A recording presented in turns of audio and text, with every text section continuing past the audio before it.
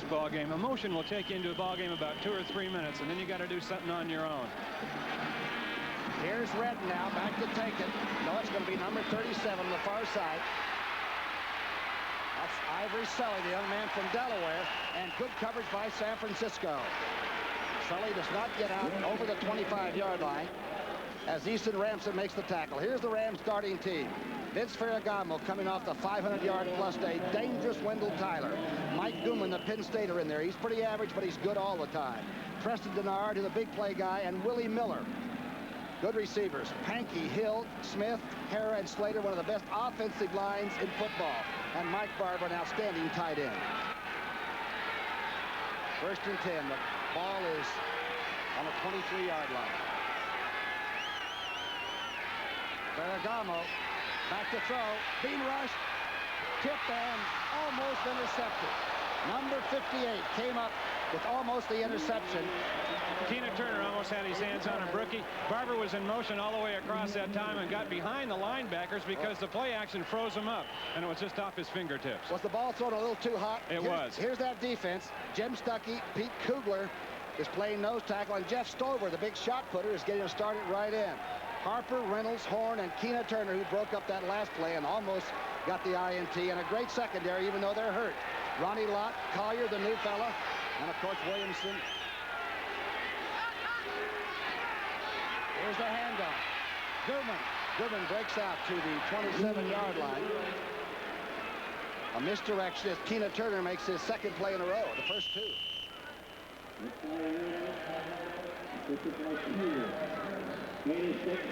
Keena Turner with that good speed almost had the interception. Now that's what actually the 49ers have to do, isn't it, is to tell this team you're not as good as you maybe think you should have been, and don't get excited today. Huh? That's it with the Rams now. If the 49ers give an indication that they're going to be in a ball game in these first 10 minutes, it's going to be a long afternoon for San Francisco.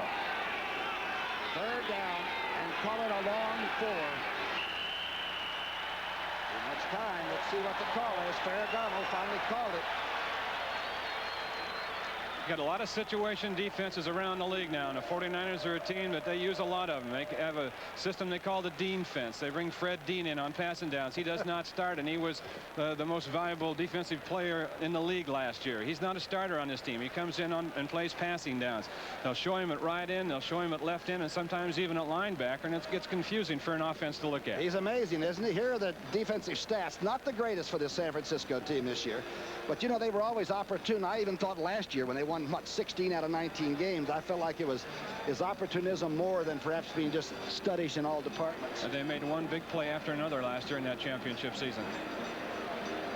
Does Ferragamo read defenses, or does he just throw it into triple coverage and get away with it? What do you think, Wayne? Well, I think he reads perhaps better than people give him credit, but I think he's just got some gambling blood in him. I mean, he likes to throw the ball downfield. There's nothing wrong with that. I talked to his coach, John Hadle, yesterday, and he says he'll get it downfield. He'll make a lot of big plays. He'll have some interceptions, but he'll move it for you. He only had 30 completions last week, right? Had 3 receivers over 100 yards and lost the game. He was right behind Van Brocklin. The old Dutchman had 554 against a baseball team. I think it was the New York Yankees. Vince Ferragamo back from Canada.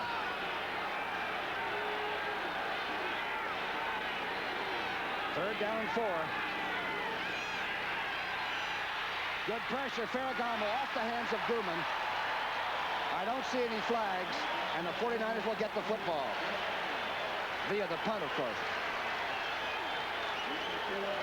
They got some help that time by an official. They had Guman out on the linebacker Ferrari, and Ferragamo's pass was screened off by the official.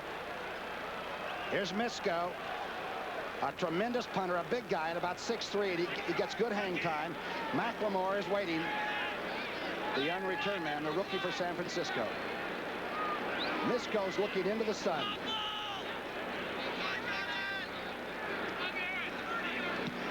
This is a good kick against a little bit of a breeze, a little fair catch called by number 22. Dwight Hicks makes the call there, and the 49ers will put the offense on the field that rolled even through the Silverdome and won the Super Bowl 16. Here's Joe Montana. Boy, he's a tremendously poised young man. Jeff Moore, the speed they got. used to be with Seattle. Billy Ring, who's tough. Dwight Clark playing even though he's hurt. Solomon might be playing, but he's playing hurt also.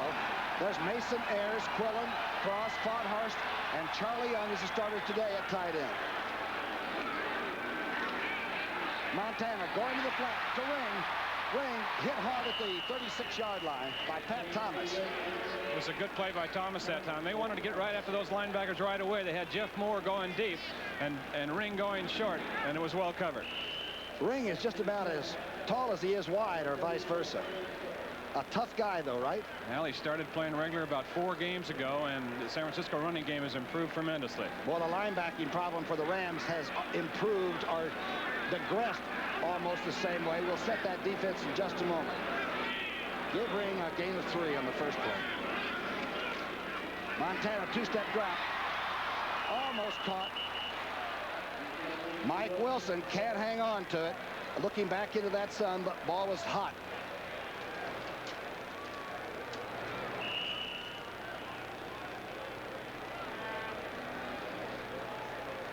We'd like to welcome the viewers of the St. Louis-Washington football game. Welcome you to Candlestick Park in San Francisco. There's no score in this ball game. Of course, you saw a tremendous game by the Redskins, even though they lost a great player in Art Monk. And right now we have no score in the first period. And the 49ers have the ball on offense for the first time. 3rd down and 7. Montana, boy, moves in the pocket on the run. It's a completion.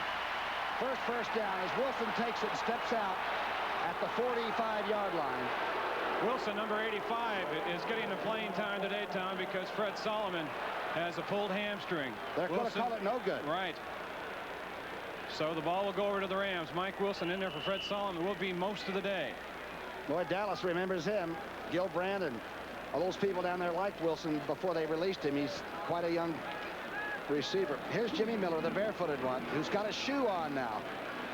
First time he ever had one blocked was last week when he put a shoe on for the first time. Here's Leroy Irvin, the best punt returner perhaps in football. Pretty good kick, sort of a knuckler though. Irvin at the 30. Irvin hit and dropped at the 36. Good coverage by San Francisco. Tina Turner down to make another play.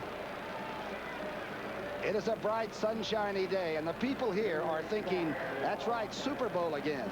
A series of one-game playoffs will begin next week, and if San Francisco wins this game over Los Angeles, they've got a good chance to be there.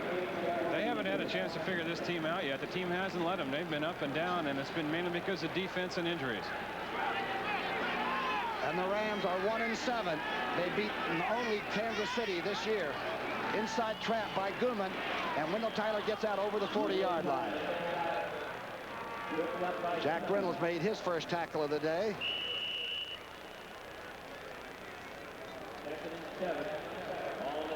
Used to be with the Rams. The final score, of course, the Giants beating the Eagles 26-24.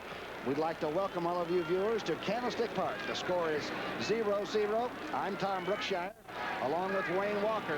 And we've got a good one just starting here, and we hope it lives up to your expectations and ours, too. It's 2nd down and 7. It's Ferragamo, the Rams quarterback, dumps it. Wendell Tyler drops it. Is that a lateral? It's being called a forward pass. Jim Stuckey in there quickly from the defensive end spot. That was almost a lateral.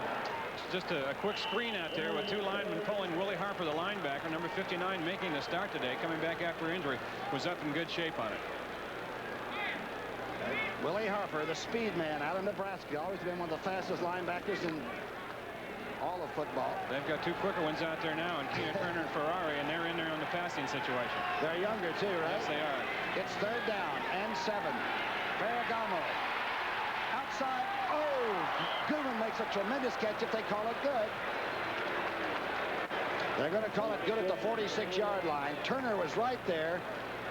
I told you the other day that Keanu Turner has the quickness to make this play. Not very many linebackers do. He can take a chance. Number 58, Turner, is in the middle right now. Watch him float on down. He'll end up being in the coverage right here and go for the football. Cut in front, almost got a hand on it. It'll bring up a 4th and about a yard. Did he move coming from the middle, getting clear out in the flat? Some movement. It's all tied up in Tampa Bay. Remember, if Tampa Bay ties that game, they go to the playoffs. A tie or a win by the Buccaneers, and they're in there. Right now it's tied. Ooh, it's drilled by Misko. Taken at the 8-yard line. That's McLemore. McLemore gets a block. Look out. McLemore out over the 30. It's a race. Number 23 is the only Ram with a chance. Number 23 is the only Ram with a chance, and he's got the touchdown. Lucius Smith. There are flags on the play.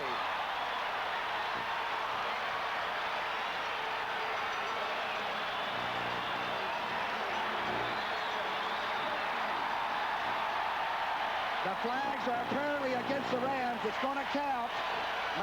McLemore runs the punt back. Malavasi's not happy, but boy, what a run by number 43. 10th round draft choice out of Hawaii, a rookie. They've got him just for that reason, to return kicks. A good effort by him, some good blocks initially, and then good help downfield towards the end of the run. We'll check to see if that's the longest punt return in San Francisco history. There have been some good ones. Abe Woodson and a few great run back people, but that was a startling way to get on the scoreboard. Wersey now will try the extra point.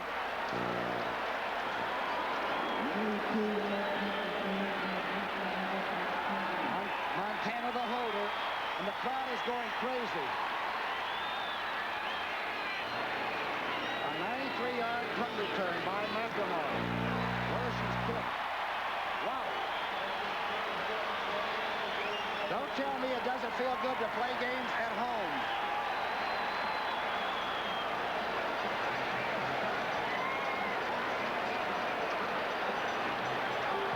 The touchdown run again by rookie Dana McLemore. The San Francisco 49ers off the punt. A good job by the 49ers initially, holding people up.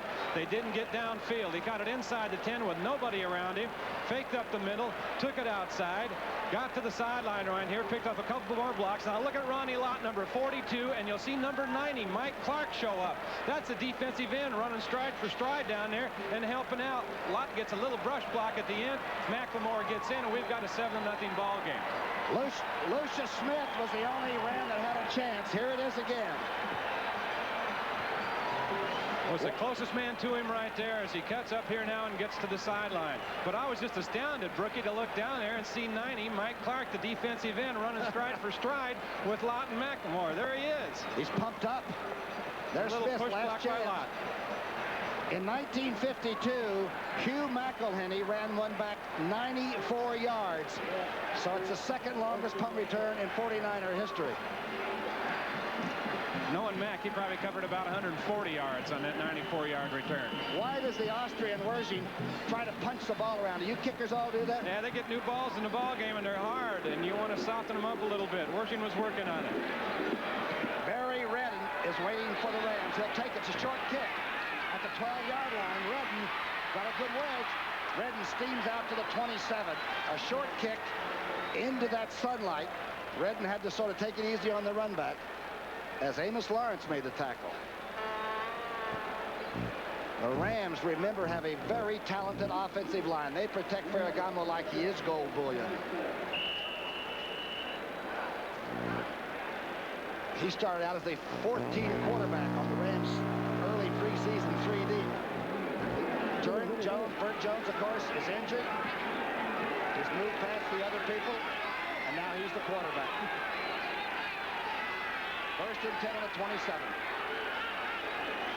The toss back to Tyler. Good defensive play. As Kugler gets out and pulls Tyler down from behind. Kugler from the nose, and they're running right at Jeff Stover, number 72 over there for the 49ers. He's a rookie making a start at the right defensive end. He did not play college football. He was a shot putter in college at Oregon, hadn't played since high school, and he was a fullback in high school. Now he's seeing a lot of things for the first time out there this year, reacting to different situations, different plays in a game, and the coaching staff of the 49ers said that he might be a star in a couple of years. He gets better every play. Doesn't he run the 40 in a good time? And about 4'7", and he weighs 275. That's a load. Second down and 10. Ferragamo's back. Boy, Guman takes the screen. Good recovery by San Francisco short of the 30-yard lines. Ronnie Lott and Jack Reynolds in on the tackle, and I thought I saw young Stover get pulled down like he was being wrestled. Well, it was Dean over there that time, number 74, they pulled down, who was in a passing situation. Right from behind and got away with it. Looked like Pankey had him by the throat. Pankey had him around the neck. Fred Dean now. Let's watch for him over on the right-hand side. Stover, number 72, is the tackle. Look at Dean on the outside going now. See Pankey pull him down from behind right there in the corner of your screen and got away with it.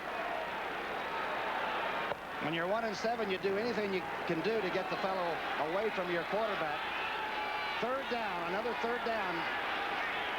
Facing him, third down and 8 to go. Denard's in motion. Ferragamo, he's got protection. Wendell Tyler couldn't hang off the 30. Was not going to be enough for the first down anyway, as he ran a short crossing pattern, and Ferrari was right there with him.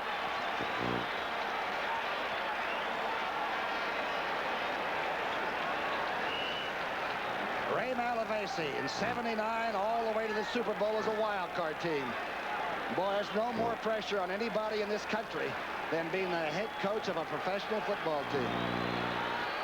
The buck stops there. Here's Misko's punt. Oh, it's a tremendous punt. McLemore at the 19. Oh, McLemore drilled at the 29. San Francisco, the Super Bowl champions, 7.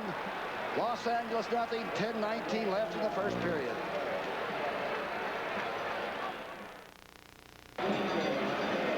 Brookshier with Wayne Walker. Barry Redden, the young runback man for the Rams, is down. He made a tremendous tackle of McLemore on that last punt.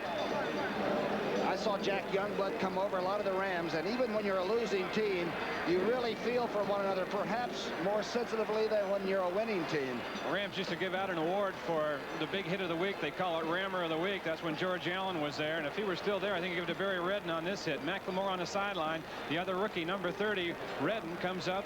There's the shot, and Redden is hurt right at the sideline. Redden, of course, was the Rams' #1 draft choice this year, and he injured his knee on the first day of practice. So he has been slow helping the Rams out, has done some good work on special teams, as you just saw, but hasn't played a whole lot. Let's go to New York City right now for an update. Brent, bring us up to date, buddy. Rookie, we've got OT down in Tampa. There he is. Bill Capiche is going to nail this 41-yard field goal. The Bears and the Buccaneers go to overtime. They have not yet started. And Rookie, we'll keep you up to date as the afternoon unfolds. Meanwhile, the AFC is all set. New England and Cleveland are in. Back now to San Francisco. All right, and of course that means, that Tampa Bay, should the tie hold up for the whole overtime period, Tampa Bay would go into the playoffs because the tie does favor them in their battle with Chicago. The linebacking situation is, I've never seen a defensive team have more linebacker injuries than the Rams this year. And it really hurts when you're a 4-3 team. They lost their middle linebacker, Carl Eckern, with injuries. Jim Youngblood, their outside linebacker, was hurt when he was in play in the middle.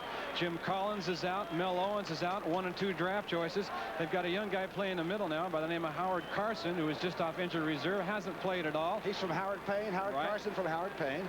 Mike Riley, number 57 right there, is starting at the outside. He's a rookie from Oklahoma, so they've got basically 2 rookies starting at linebacker, 1 in the middle and Riley right there on the outside. And you can bet that Bill Walsh and his offense, Briggy, they work a lot on linebackers anyway, and in their theory of things. There's the people we talked about. Then Jim Youngblood moved in against the Raiders. He went down with the knee, and he's a great player, whether it's outside or inside. Then Jimmy Collins, Mel Owens. And you know, it's funny when you get a rash of injuries, whether it's a secondary or offensive tackles, it seems like they all start going down.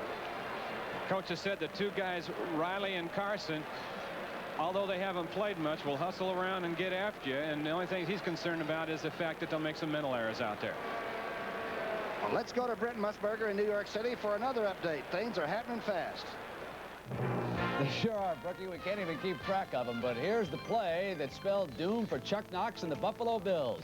As the Patriots wrap it up 30-19 on that touchdown throw by Steve Grogan, New England goes to the playoffs, and they drag Cleveland right in with them. So the AFC field is set.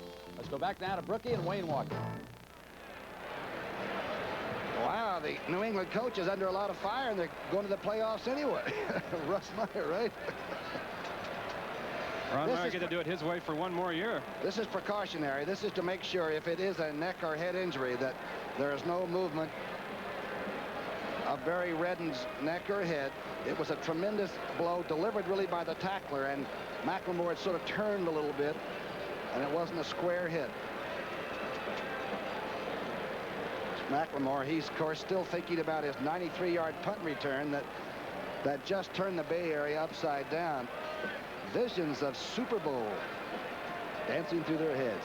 It's 7-0 San Francisco in the first period. The New York Giants and kept alive their very slim playoff hopes as they downed Philadelphia 26-24. But New Orleans, Detroit, and San Francisco all have to lose. Now let's go back to the game you're enjoying. Of course, the New York Giants, they're going to need losses by Detroit, New Orleans, and of course these 49ers before that would be a reality. But it is a wild year. Now Ray Malavasi, the beleaguered head coach of the Rams, is over making sure that Barry Redden is getting the utmost treatment. He's a wonderful guy, an old teammate of mine with the Eagles, and Malavasi is sometimes a misunderstood person. Here's how that injury happened. The hit again. McLemore now on his second punt return of the game. He ran one back over 90 yards the first time. He hits the sideline this time as the punter did a good job. Here comes Redden coming in on the hit. That's the injury. We don't have x-ray vision, so we're not trying to be doctor. He just took a tremendous shot with his head turn. There's the coach. There's Ray Malavasi. You know, he said at practice yesterday, Tom, I asked him, I said, how are things going? And he said, well, not very good. It just hasn't been a good year. And I said, well, how are you holding up? And he said, I'm doing pretty good. And the reason I'm doing pretty good is because of this team. He said that they're a good bunch of young kids. And he said, not a one of them has quit. They have not quit on me. And it's not because of lack of effort and lack of desire that we're where we are. It's just the way things have gone for us. The Rams extended his contract, by the way. George Frontiere extended it for another 3 years. That was before this season, so he's got a hiatus for 2 years anyway, even if they would have to maybe change the coaching situation. There's Barry Redden. There's sort of a biog and a picture of the young man from Richmond, one of the all-time ground gainers in the history of the college down there in Virginia. Yes, he was. He had in college over 100 yards in 16 consecutive games. He was third in NCAA rushing when he was a senior in college behind Herschel Walker and Marcus Allen. So we certainly hope he's okay. He's got a fine future in front of him. Let's go to Brent Musburger in New York for an update. Okay, let me apologize for being so upbeat about that last update. I did not realize you had a serious injury. Here's one more. Gary Danielson going to Leonard Thompson, 25 yards for a touchdown. Detroit over Green Bay 14-7. And like you, I certainly hope that Barry Redden's injury is not serious. Let's go back to San Francisco. That replay by Brent, of course, was indoors in Detroit. We're outdoors in San Francisco. And Wayne Walker, you got some lifestyle out here, my friend. Pretty good weather we've had for you the last 3 days. Fantastic people. I can't think of anything bad about it. I can't get a negative out. That's Joey Montana, as Howard calls him. He's just Joe for us, but he's really one of the great young talents in football, and about as nice a young man just to be around as we were on a Friday afternoon with him as you could ask for. His teammates were really upset, Brookie, the other day when the Pro Bowl balloting came out and Montana was just an alternate, wasn't on the team. I mean, almost to a man they were upset. They know that any success they've had the last 2 years has been largely due to him, and in particular this year. He went 5 straight games where he threw for over 300 yards, and he really moves them. Remember what Cross said, the all-pro guard? He said that when he's 0-30, he's still our leader and our MVP. 2 great quarterbacks in this game. There's Vince Ferragamo. You talk about coming from the other side of the great beyond. When Burt Jones came west to L.A., Vince didn't know if he was going to come south from Montreal or not. And while we were mentioning the Pro Bowl, Ferragamo got the 49ers vote as a Pro Bowl quarterback. You can't vote for your own people, but the 49ers voted for Ferragamo for the Pro Bowl. He had an excellent game against them in the first game down in Anaheim. Okay, we'll be back in a minute. 10:19 left in the first period. Rack the Rams. Well, right now it's 7-0. There's a lot of racking still left. Bum Phillips and the New Orleans Saints. There's Barry Redden now, the young man. He's single, by the way, lives back in Warsaw, Indiana in the offseason. He's been running back kickoffs this year. Had an 85-yarder for the Rams in a losing year, and here's the way it happened. And this is part of football, but it's the unpleasant part.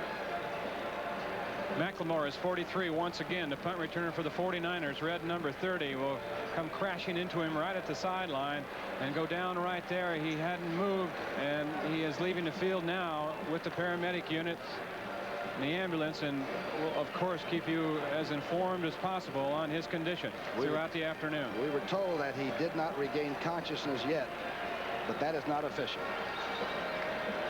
And the crowd gave him a tremendous ovation that he'll be told about later, I'm sure, but it's back to action. 10:19 left in the first period, 1st and 10. Montana, the quarterback, a pro set behind him.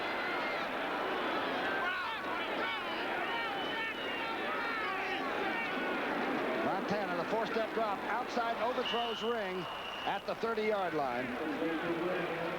Mike Riley was out there. Again, as Wayne Walker told you, testing those untried linebackers. And my gosh, the 49ers were so good a year ago at ball control with the short pass. They could do it like nobody. Recognition is going to be the tough thing for those two guys. Riley right there on the outside and Howard Carson in the middle. The 49ers use so many shifts and motions and different sets on offense that that's going to be a tough part of the game for them. It's going to be more mental than physical. That's a good secondary they're working against. I don't know why they've had a bad year with the Rams, but they've got talent. Clark moves up onto the line of scrimmage. Montana with a lot of time. Now he's going outside and misses. Intercepted by number 27. That's Pat Thomas. He doesn't make any return, but gets it at the 35. And the Rams can get back in this game very quickly. I know Montana was warming up along the sideline when we had the injury timeout, and then it was a very long one, but he came back into action right here and threw probably two of the worst passes you'll see him throw all year. He overthrew Ring out in the flat. That time he overthrew Jeff Moore, and Thomas gets the interception. The Rams are in business at the 35. Pat Thomas's 3rd interception of the year. And look, he had plenty of time right here. Good protection up front. Looks downfield, nothing there. Wants to dump it off. Wasn't really set real good with his feet and overthrew. Ferragamo's Rams with a chance to get back and tie it up. Here's the play action pass. Ferragamo's got a lot of time. Oh, good contact as Wendell Tyler went for the ball, and Ronnie Lott went for Wendell Tyler. Ronnie Lott said he rededicated himself after the first Los Angeles game. He said he was humiliated on national television. They did not catch a touchdown pass on him that night, but they caught about 3 or 4. One of them was long. He said he rededicated himself. He's getting back to the basics, playing hard, tough football the way he did at USC, the way he did last year as a rookie. But the ball was already in the air, friends, when that guy was open. Lott left him when the ball was in the air. Ronnie Lott's the biggest 205-pounder I've ever seen. He's put together like a rock upstairs. Inside run. Wendell Tyler inside the 25 to the 22-yard line. Former UCLA man that helped Dick Vermeil's college team at UCLA that time upset Ohio State. Jervis made the tackle on Wendell. I'll never forget the Super Bowl game against Pittsburgh when he got 60 yards and had to be knocked out at least 3 times by the Steelers that day, and he kept coming back. Well, they'd like to get on the ground and consume some time against the 49ers all day long, and they like to do it behind Jackie Slater over there, Brookie. Good drive blocker. First down of the game for the Rams on Tyler's burst. Ferragamo back to throw on first down. Going for the tight end who has it at the 16-yard line. Okay, let's go back to New York City and an update. Brent, you got it. Rookie, the Tampa Bay Buccaneers are in the playoffs. In overtime, they beat the Chicago Bears 26-23 on this 23-yard field goal here. Let's go back now to Tom Brookshier. And McKay's team at Tampa came from an 0-3 start, and they have played extremely well and probably earned the playoffs as much as anybody. 2nd down and 3. Handoff to Guman. Guman gets outside. Harrell's block gets him inside the 10. He's about the 3-yard line. Harrell made a real good block, and Horn finally forced him out. Mike Guman, the Penn Stater, he must be happy after watching his Lions perhaps become the #1 team in college football last night. Watch Dennis Hare now, number 60, the guard, pull out in front and get the block here on the strong safety, Carlton Williamson, the key right there to Guman's run.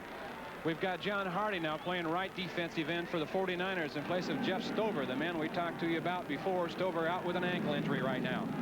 It's 7-0. We're on real grass. It is a perfect playing surface today. It's not too wet. And it's goal to go. First and goal. Handoff. Tyler. Wow. Loss about a yard. Good penetration by San Francisco.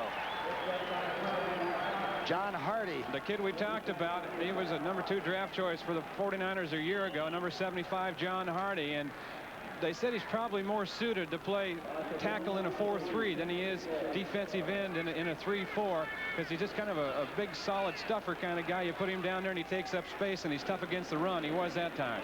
With that beard, he looks like Grizzly Adams or something. He's from Iowa, where the corn grows big, too. Second down and goal from the 3, call it.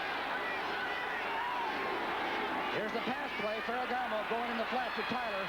Wendell Tyler puts him within a point. I don't see any flags down. His 4th touchdown reception. There's old Ray. Whether they're behind or on top, doing well or failing, he's the same. He wears well. Perky, the Los Angeles Rams are the best play-action football team in the National Football League. On first down, they do it a lot. Here they did it when they needed the touchdown. A good fake inside by Guman. It held people in, and Tyler gets the score. All started by the interception by Thomas. And then they got it down there in good shape. Touchdown pass. Ferragamo to Wendell Tyler. There's Lansford's extra point attempt. To the left, but it is good. And the barefooted kicker strolls off. First man outside usually belongs to the cornerback. In that instance right here, it was number 42, Ronnie Lott. Probably held up a little bit by the fake inside. You see him. He can't get back out. And Tyler has the score. With Wayne Walker in Candlestick Park, San Francisco. There's Wendell Tyler, who now has 12 touchdowns, second in the NFL. 4 catching and 8 running. Quite a player. We'll give you a report on Barry Redden after this kickoff. This is Mike Lansford. Frank Corral was the kicker and came into camp overweight. 8-yard line, Amos Lawrence holds on. Amos Lawrence reverses out over the 25 to the 26. Collins making the tackle. That scoring drive, of course, that Malavasi's team came up with, 6 plays. Wasn't quite 65 yards. I think that's an error. It was after the interception. 3-yard pass finally, though, to Wendell Tyler. 35-yard drive. By the way, the information on Barry Redden is that he suffered a concussion, has movement in his arms and legs, and will not be taken to the hospital. Ooh, good blitzing move by number 54. That's Howard Carson.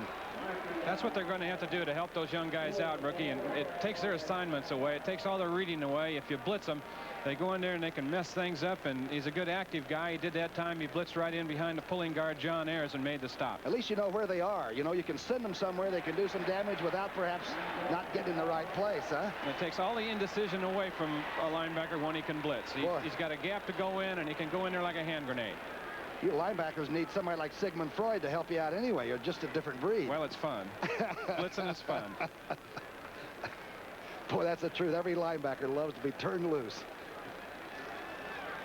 And the defensive backs hate it because it puts you in single coverage. Encroachment, 85 defense, first down. Jack Youngblood. He's been pulling people down for years. This time he was just a little bit premature. The 4-man front for Los Angeles. 1st and 5. Montana hitting Jeff Moore to the 36-yard line. Jeff Moore was obtained after being cut by Seattle after 2 years and has given the 49ers a little speed in the backfield, even though they're not a great rushing team yet. In fact, they're the worst. Last year's starter was Ricky Patton. He was cut and re-signed. He's back on the squad now. Jeff Moore has been a real good addition to this team. 49ers say he's got a little trout in him. He's got some movement, some right. side-to-side movement. All right. Tom Dooley, by the way, is the referee. We'll identify the rest of the officials, the people that control our little zoo every Sunday afternoon. It's 2nd down and a few inches. Montana has not gotten the offense together yet. Moore inside out over the 40-yard line. Andrews made the tackle. Pretty good hole that time. Looked like they split him. Quillen and Cross up front, and then Bill Ring on the lead block. Helped Cross out with Mike Fanning. Other scores, Pittsburgh 37-21, laying it on the Cleveland Browns. 35-27, Cincinnati over Houston. Everybody beats up on Eddie Biles' team. The Jets, perhaps looking toward the playoffs, lose 37-13. First and 10, call it the 40, the toss. Good aggressive defensive play, and Ring gets out to the 40, almost 45-yard line. Mike Riley making the tackle there. Cody Jones almost had him for a loss.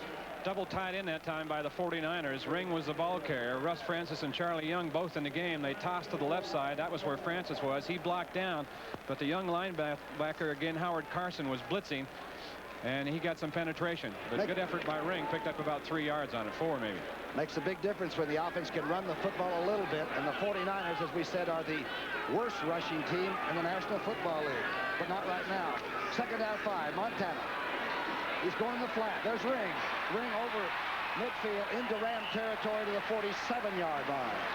Pat Thomas coming up a little late, and nobody was there. No, it was double wing, same formation as before. One remaining back, 2 tight ends, and once again, that's just a mistake, Brookie, and more than likely it's the outside linebacker, the middle linebacker on the left side. Watch Ring, number 30, the only back in the backfield. He filters out in the flat. Number 54, the middle linebacker, Carson, starts to go now, but he's a little bit late getting out there. Well done. 49ers now moving. Another first down. Nehemiah, Skeets Nehemiah. The fast one is in. Number 83, that's him in motion. Montana going across the middle for Clark. Knocked away on a great diving play.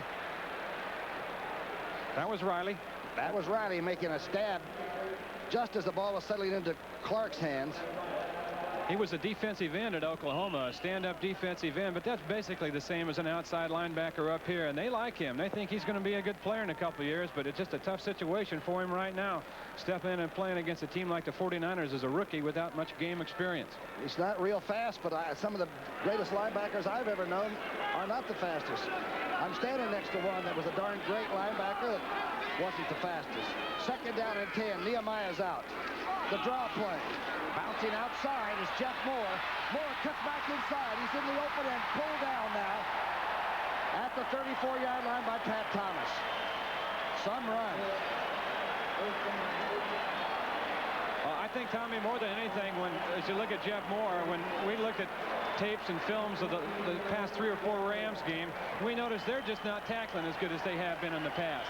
Now this starts out right here. Fanning gets penetration on Cross, kind of fouls the play up right there, but there's an arm tackle right there by Andrews. Wow. Another missed tackle there by Johnson. Thomas is reaching out with one hand, and they're just not putting the shoulder and hitting people. Moore with a 13-yard pickup. The numbers on him straight ahead. Bill Ring this time is met by Fanning and Cody Jones.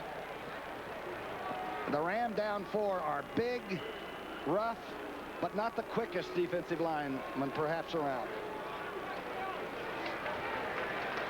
You know, poor tackling is contagious. It's almost like a flu epidemic. One guy misses a tackle, it seems like the guy next to you will, and it's like passing the baton. You can't take anything for it either. Second down and 8. Cooper is the remaining back. Montana with a lot of time. He could run for it, decides to throw for it. To the 22. I believe it's Charlie Young under there. That's who it is. He's become quite a target. He and Francis both have 21 catches. There's Charlie Young. Started out with the Eagles, then went to the Rams in an exchange. Jaworski for Charlie Young. I've always liked him. I always thought he gave you 120%.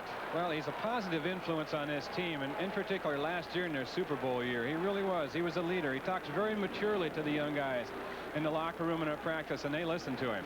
The flag was down. Let's see what the call is. Holding, 71 offense, second down. That's Farnhurst, the big offensive right tackle, who Bill Walsh said should be in the Pro Bowl. And he's working against a tough guy that he's probably going to have to hold a couple times today, Jack Youngblood over there. They've had some battles in the 9 years that Farnhurst has been in the league. Looks like an Apache stranglehold they put on one another. It's second down and 18.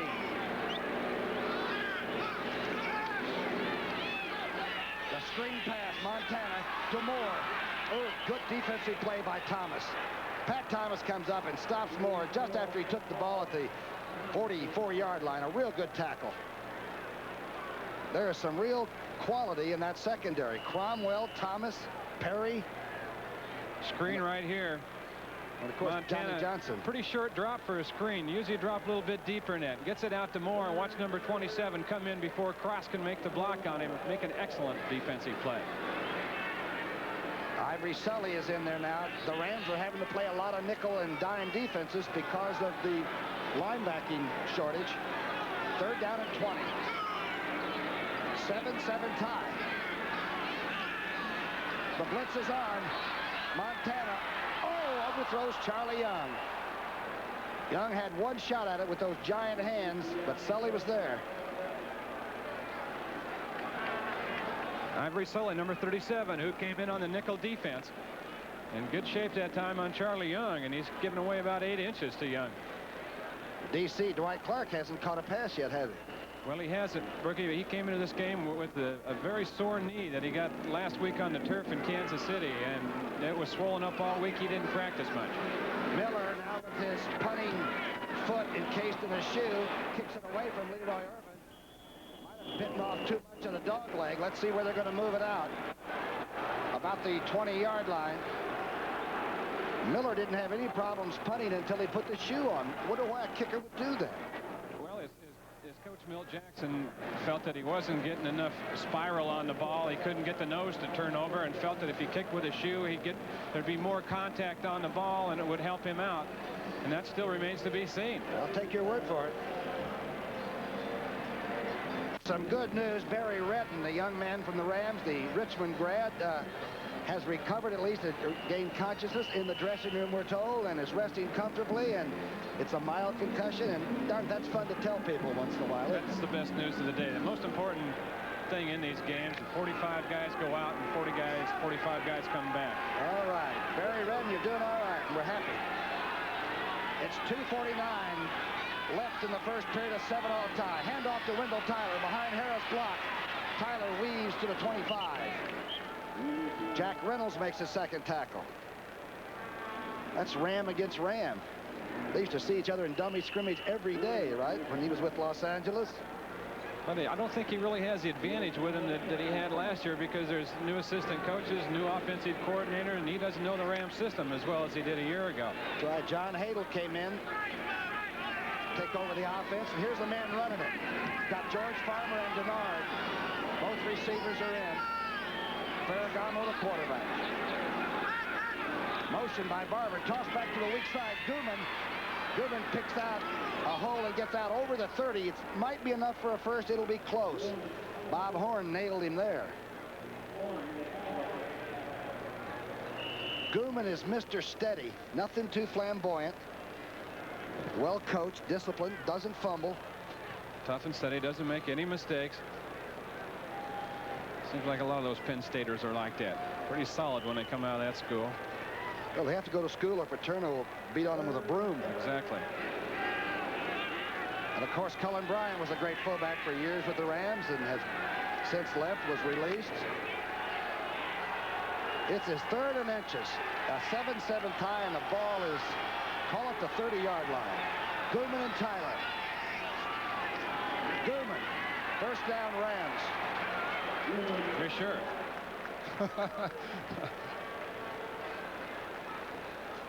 Kugler was underneath. That's Nittany Lion against Nittany Lion. They're moving the chains now. Boy, it turned out to be a beautiful day. Early this morning, it was sort of rainy looking, and you thought, gosh, well, this is not going to sell any real estate in the Bay Area, but it's beautiful now, isn't it? That's what they call an Oregon mist. It missed Oregon and got it here. Tom Brookshier with Wayne Walker. Closing seconds of the first quarter, and we got a 7-7 tie. Ferragamo, being rushed, dumps it off to Tyler to 30. Tyler stumbles, picks up about 4 yards to the 34-yard line. Don't let Wendell Tyler get loose in your secondary. He can make people miss. just by walking by. 34 catches coming into this game for 3 touchdowns.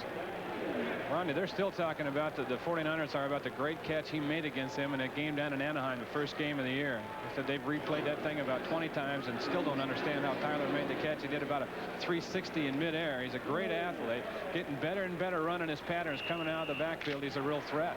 Ronnie Lott said it changed his whole season. Got him thinking about it, huh? There's the gun. We're through with the first quarter. We got 45 minutes at least left. It's 7-7. And coach of the 49ers in 3 years, from 2 wins to 6 wins to the Super Bowl. He's in year number 4. I think the clue might be that general manager on top. He controls his own destiny all the time.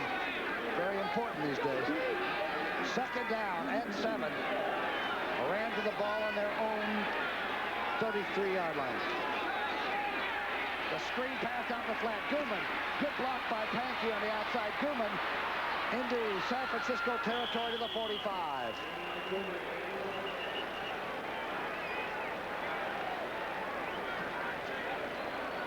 A 21-yard screen reception by Mike Guman.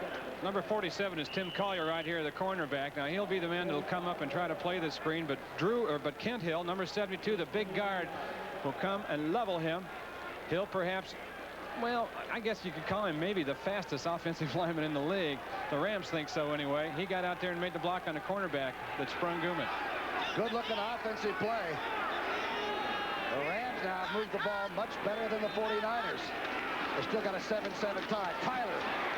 Tyler wrapped up at the 46 and dropped there. Boy, it was a big penetration by Stover, number 72, the youngster we talked about before, the track man from Oregon. Now, they knew at the start of the year, Tom, that this guy would be a good pass rusher, because when they lined him up in training camp, he just had natural techniques, great pass rush techniques. They thought it would take him a long time to learn how to play the run, because that's just a matter of looking at different sets and learning how to read trap blocks and things like that. He wouldn't be in there if it weren't for a lot of injuries on the 49ers.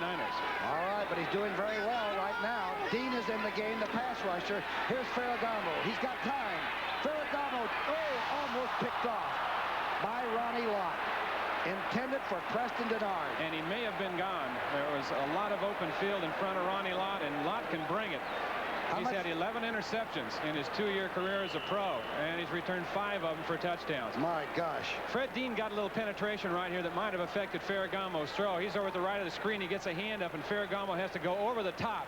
And I believe that's why he overthrew the receiver. And you saw a lot right there. He'd like to have that one back. He talked the other day, Ronnie Lott did, about confidence. And we always thought everybody's so confident.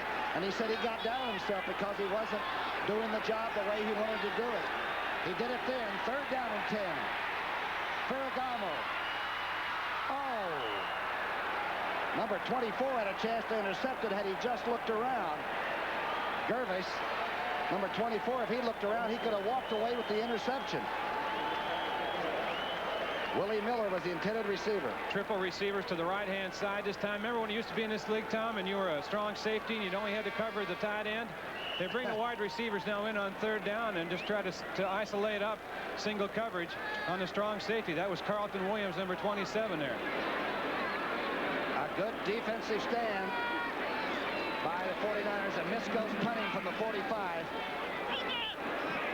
That's Ring at the 10-yard line with a fair catch. Smart move so that ball doesn't dribble inside the 5. A 7-7 tie. A 93-yard punt return by McLemore and a touchdown by Wendell Tyler. Back in San Francisco. 7-7. Long punt return, 93 yards, the second longest in San Francisco history by young McLemore, the man from Hawaii. The passing yardage, look at Sanford, look at Montana's numbers. Only 2 completions. Handoff to Jeff Moore outside. Moore gets there. And suddenly a rushing game. Thomas and Andrews combining there to stop him. Here's Dana McLemore's run back of that punt. Misko's kick. McLemore, of course, the rookie from Hawaii. We told you that earlier. He was a 10th round draft choice, and he was a specialist, and this is why they wanted him. He gets to the outside. Now, Ronnie Lott, number 42, is going to convoy him all the way down the sideline. And number 90, Mike Clark, but Lott will get a little push block right down at the end that helped out. Jeff Moore getting another call and almost a San Francisco first down. The rushing game, not exactly a Bill Walsh trademark. But you remember at the end of the year last year when things were going good for the 49ers, they had a running game. That great drive against Dallas in the NFC Championship game last year, the bulk of it came on the ground. When they needed it, they used it. Russ Francis, the big tight end at the right side. Charlie Young, the tight end at the left side. Nehemiah's outflanked. Inside, Ring on the first down call. Billy Ring bangs out for 4 or 5 yards. Mike Fanning tripping him up. He's sort of a local fella, isn't he? Bill Ring went to BYU for his undergraduate work. Really a nice, serious young man, isn't he? He's a real nice kid. He is from the Bay Area here. He was cut by the Pittsburgh Steelers, but he just idolized Rocky Blyer. He said Blyer kind of took him under his wing and helped him out and told him not to give up, that he could play in this league, and he went home and worked out, and here he is. It's a good guy to listen to. He's smart right there. Second down and 4. Montana going for Charlie Young and overthrowing. Charlie Young was open at the 42-yard line of Los Angeles. Johnny Johnson trailing him there. Montana's either mad at himself or... Yeah, he's a little bit mad at himself. He overthrew that ball. He is not real sharp out here yet this afternoon, but he can be streaky, and he's the kind of kid that that'll forget about a bad start, forget about an interception, and pick it on up and really burn you. Ferragamo did the same thing last week. You know, one time last week against the Bears in his 500-yard day, he was 1 for 7 for 14 yards and 2 interceptions. Joe Montana, who always has a sore elbow, even last year when he took them all the way. He's back to throw. Montana moving. Oh, good throw to Clark. Clark makes his first catch and struggles. The flags are down as he gets to the 45-yard line. Pat Thomas made a tackle, and I believe they're going to get an unsportsmanlike call in Los Angeles.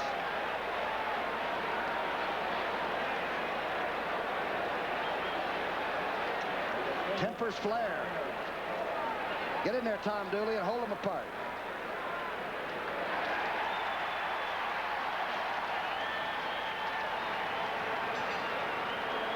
DC draws a crowd, doesn't he? Well, especially after the last 3 years he's had.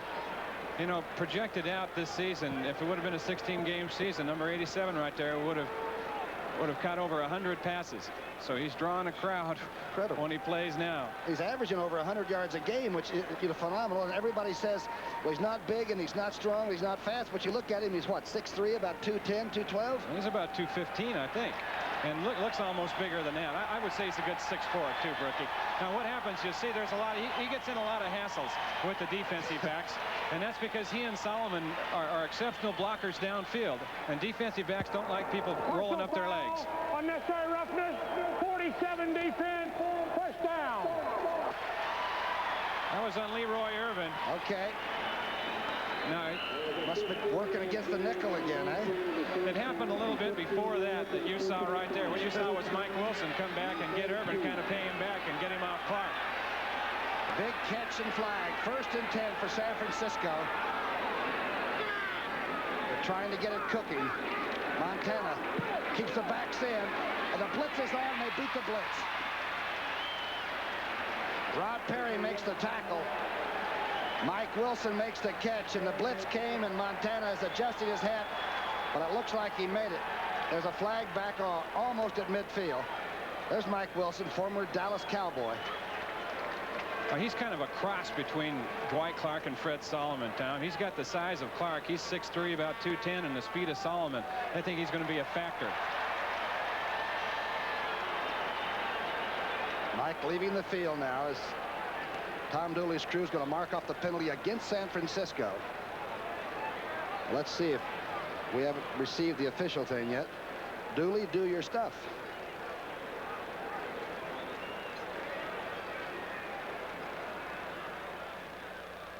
Offsetting. Personal foul. Roughing the passer, number 20. Holding. 27 offense. So they'll play it again. Johnny Johnson did blitz and hit Montana a little bit late. And I'm not sure who they got for holding. Must have been Jeff Moore that was setting up the block. I thought he said 27 or 47. I don't think there's anybody out on the field for the 49ers with those two numbers on. Offsetting penalty. Now they're going to try to get this arbitrated. Montana's asking for a clarification from his own bench.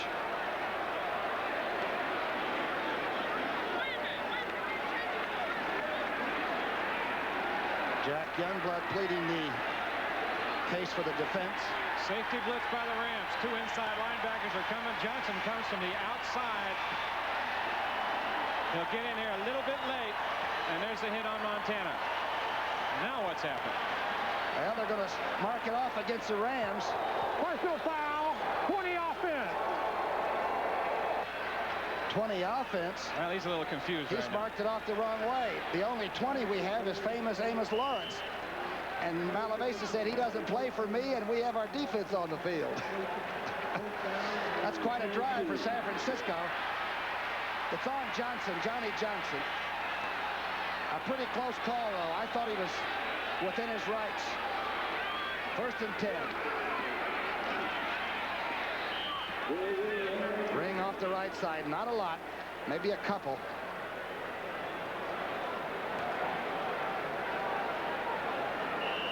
They call it on number 20, Johnny Johnson. He'll be at the right of your screen on this. He comes in and he gets the late hit on Montana. All out blitz by the Rams. Here comes Johnson on the safety blitz from the right-hand side. Number 20 showing up right now.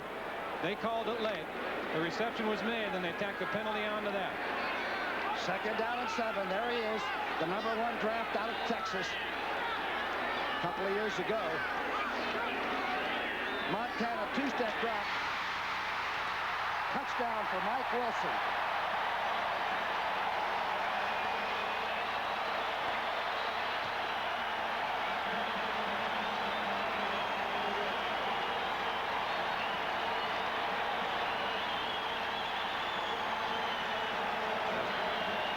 First touchdown reception of the year for young Mike Wilson.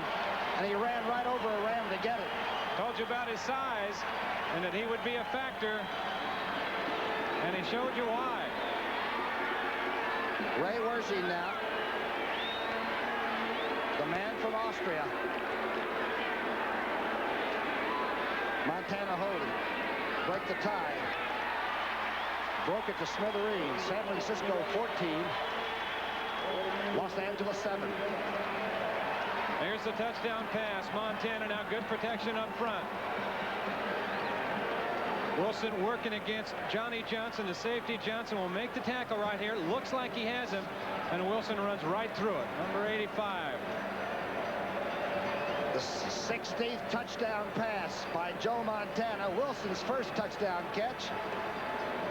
10:44 left before halftime. It's 14-7.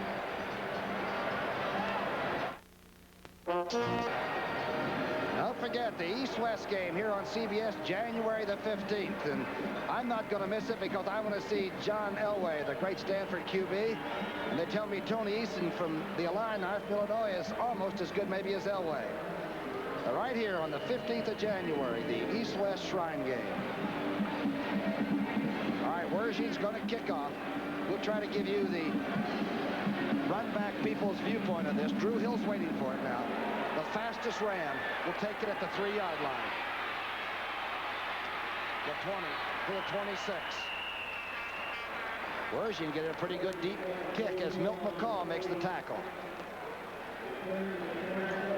Tom, out at a 49er practice the other day, you were watching Joe Montana and his passing drills, and you were really impressed with his arm. Not only how hard he could throw it, how far he could throw it. Here's one where he really zinged it in to Mike Wilson. No touch right there. That thing was in on a wire. You know, I like the fact that he could take it off in on a corner pattern and throw a real good sharp pass, but hang it just a little bit. I think Joey Montana moves in the pocket about as well as anybody. And Ferragamo has shown me a lot the last 2 or 3 weeks. Ferragamo with the reverse handoff now. That's George Farmer, the rookie from Southern. Gets out over the 30-yard line, and the flags are down. Williamson sticking the run-back man Farmer. Farmer had 100 yards plus last week in catches, didn't he, against Chicago? Pretty good rookie effort. Farmer had 9 catches for 183 yards. It's against the offensive line. I saw Dennis Harrah protesting. Well, if it was on Harrah, he may have a reason to protest. I thought he threw a pretty good block out here on Willie Harper. Yep. Yeah, Herky Harrah is a pretty good hunk of offensive guard when he pulls, too, isn't he? Looks like a building being moved. Illegal use of hands. Number 60 offense. First down. Dennis Harrah with his hands out too far on that block. See what you think. He'll be pulling. He's the guard coming right now, number 60. Number 59, Willie Harper, will show up. Watch what Harrah does. It's a good-looking block. You're right, though. He looks more like a condominium than a whole building. It's first down and 20. Ferragamo for Denard. Denard makes the catch on a comeback pattern, a deep sideline. Closely covered by Tim Collier. What a nice pattern. The comeback pattern 15 years ago used to be perhaps the most favored pattern in the National Football League. We've got a flag down, and it looks like it might be against the Rams.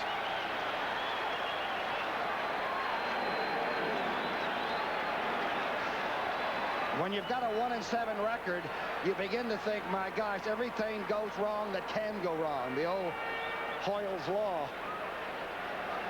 That's right. They just got one before on Dennis Harrah that looked like it was a judgment call, and one right here that is just drive killers. And he had gray hair before the season started, but under there somewhere he's probably got a few more. Holding 75 offense. First down. It's 5 penalties already for the Rams in this game. Irv Pankey, the big Penn Stater they called. He's number 75, and he's working against 72 Stover right there. That's a takedown. Got the arm up on the backside of the number. George Farmer Denard in on first down and 28. Ferragamo throwing from the end zone. He's got Gerald Thomas. Thomas gets out to the 10. Good looking tackle over there. Carlton Williamson, I believe.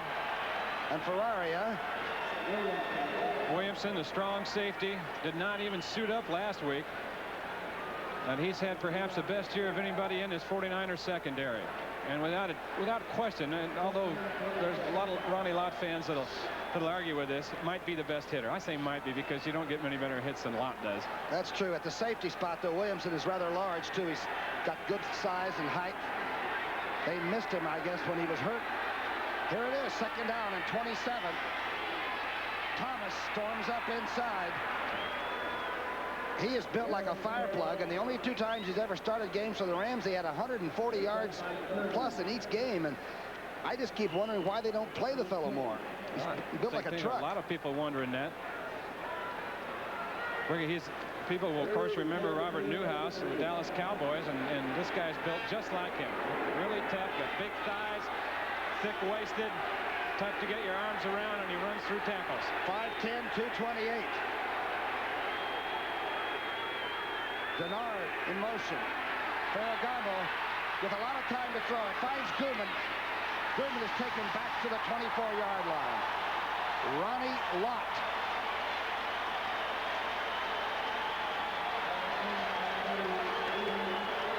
Now we've got a slight fiasco out of the 15-yard line.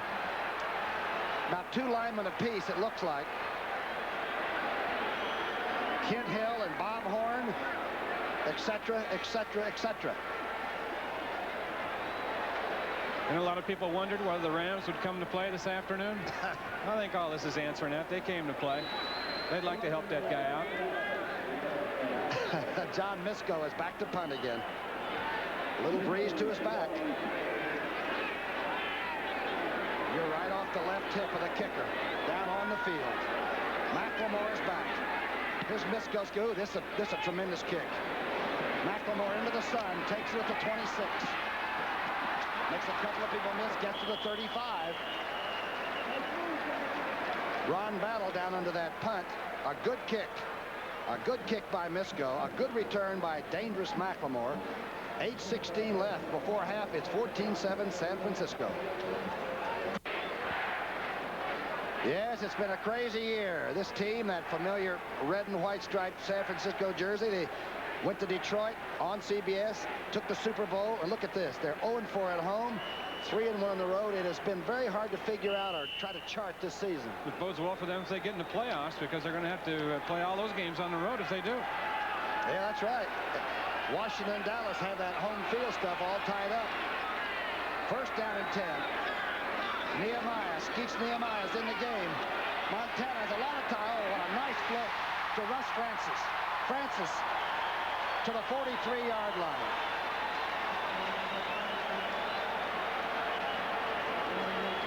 .23-yard. What a touch by Montana. Here he is, Russ Francis. Had 7 catches last week, and his best performance as a 49er, running across under the linebackers, angles it out a little. Nehemiah had taken about 2 Ram defensive backs with him. He was deep. There you see number 57, Mike Riley, show up a little bit late to make the tackle on the sideline. I'm always surprised when I walk up next to Russ Francis. He's built like a small man, but he's 6'6". Tremendous size, tremendous ability, and when he doesn't retire from pro football, he can really play. Somebody down on the field right now. You can't tell who it is. It's a Los Angeles Rams player. Might be Rod Perry. That's who it is. A young cornerback from Colorado that's played so well for Los Angeles for the whole career. Now he's up. Can jump out of the ballpark, too. What a great athlete. Number 49. He took on Francis and looked like he might have hit that thigh guard of the big fellas. Good time to finish is on the road when you're 1-7. There's Leroy Irvin, and the great punt returner can also play the secondary. He's got Nehemiah right now. That's a fast job. 1st and 10. The fake blitz. Oh, good defensive play. That's Riley. Mike Riley made a real good defensive play. Ring might have lost a foot, huh? Well, the rookie played off a block, stepped in. We told you he was a defensive end at Oklahoma, playing linebacker up here. They'd like to give him another year or 2 of seasoning before he plays a lot, but because of all those injuries, there he is and doing a pretty good job. Against a very tough offense to try to figure out. 2nd down and 10. Cooper's in the backfield. Montana scrambling, pulled down by Jack Youngblood, and still throws it away, and they're going to get him for illegal grounding. Nehemiah was way down the field, had no chance to catch it. Youngblood makes some play. I don't know whether you think they're getting him for grounding, Brookshier, or they just call it in the grasp of the defensive end, Youngblood, number 85. We'll see. He did throw it. Youngblood had a hold of him, and they may call it a sack and down it right there. If it's illegal grounding, it's loss of down and whatever might have happened on it. Dooley's going to be the man that's going to make this call.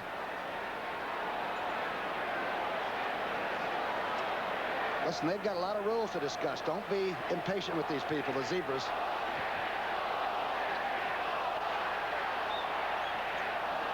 Now they're going to get some help from Jack Youngblood. You know he's not biased. No, he'll say, I want the sack. Let me have the sack.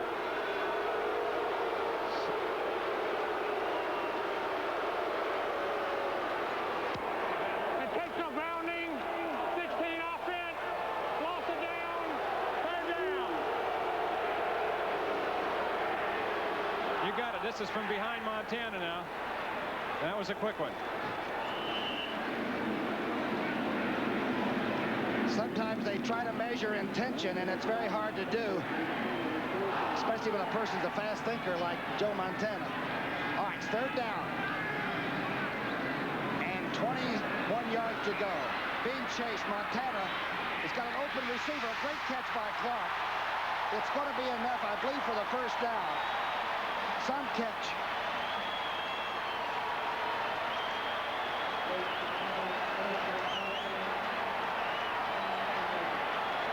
back with another reception. Watch him isolated here on this one now. He just keeps running. He finds the open spots. He said that his coach in college, Danny Ford, perhaps helped him more than anybody when he came up here to the 49ers. He said, Ayla, you're a low draft choice.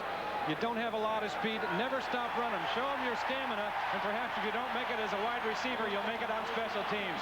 He's done okay at wide receiver. Some catch. 42% of all Joe Montana's third down completions have gone to number 87. He caught 85 in 1980, 82 last year. I think just the other way around, Brookie. He got 80 both years and more last year than he did the year before. Fantastic. 1st and 10. A big catch by Clark.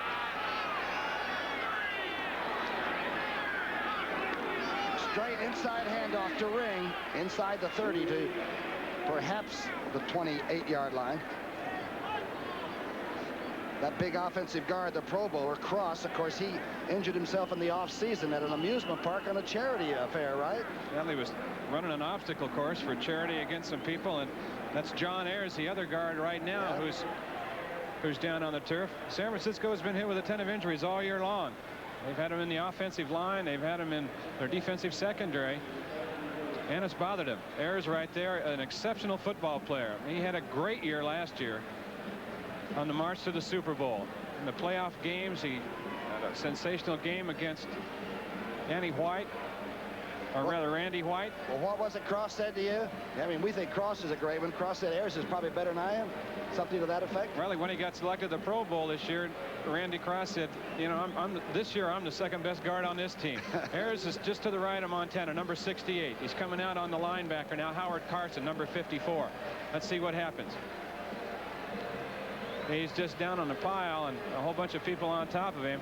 Doesn't get anything in the head, so obviously it's a lower extremity injury right now that's bothering number 68, John Ayers.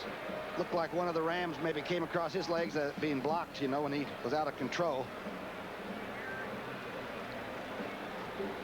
We're not yet at halftime. It's a 14-7 ball game. The bodies are flying. Don't go away.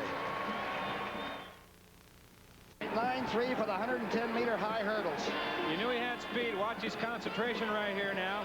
Pat Thomas gets a hand on the ball, and Nehemiah stays with it for the 6 points. The reaction by Montana. I love quarterbacks that show a little emotion after they throw. Hard to compensate for that kind of speed, isn't it? 20-7.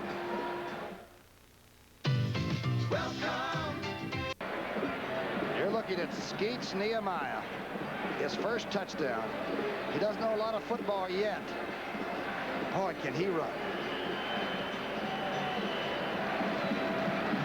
Wershing kicking off. And Drew Hill, a very dangerous return man. This is good high kick by Wershing. A little short, but it's at the 5. That's Hill. Drew Hill. He's got good blocking. Good return. The flags are down. Drew Hill gets to the 34-yard line. The flags are thrown around the 28. Leopold making the stop there.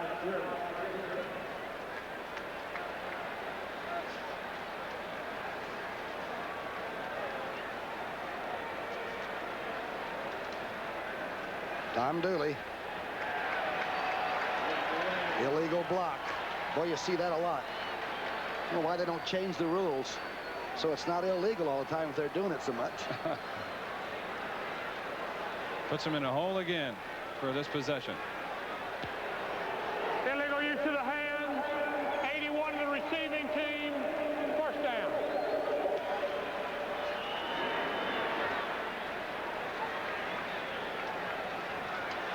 There's Battle. He's trying to find out what it was too. It's very complicated at times for a rather simple game. 1st and 10. 5:53 left before halftime. Ferragamo calling timeout now. He didn't like the set he got on that defensive side.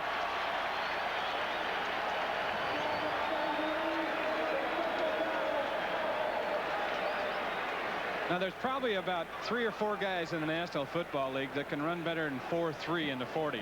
Now, naturally, he's one of them right there, Ronaldo Nehemiah. Now, what he did, though, was once indoors, he ran a 4.340 over the hurdles. So that's what you're dealing with when you're a defensive back, and this man's flying down there. He was open by 6 or 7 yards. The ball was underthrown just a touch. Thomas got a finger on it, but he stayed with it for his first 6-pointer of his NFL career. Of the 15 world marks in the hurdles, they say he still has 10 of those world mark records. Remember when he told, when Walsh asked him, though, how fast he was in the 40, and he said 4.3, and he said, well, I've got guys that can run 4.3. He says, over the hurdles. Well, they think he's going to be a great one. Both Bill Walsh and Sam Weiss, the quarterback coach, say that in 2 or 3 years, he'll just be an absolutely great receiver in the National Football League. Does he handle fame rather easily?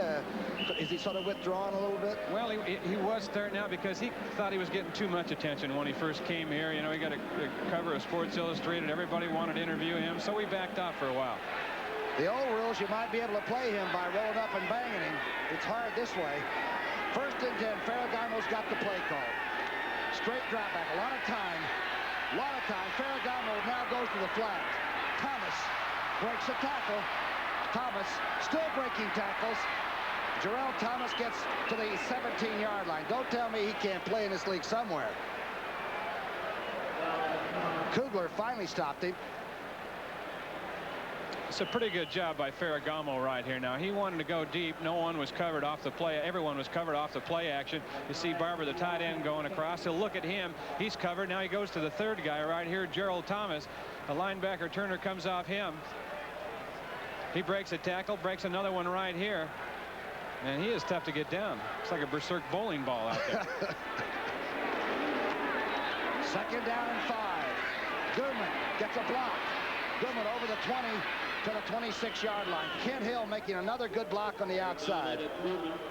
The Georgia Tech guard is not only fast but big.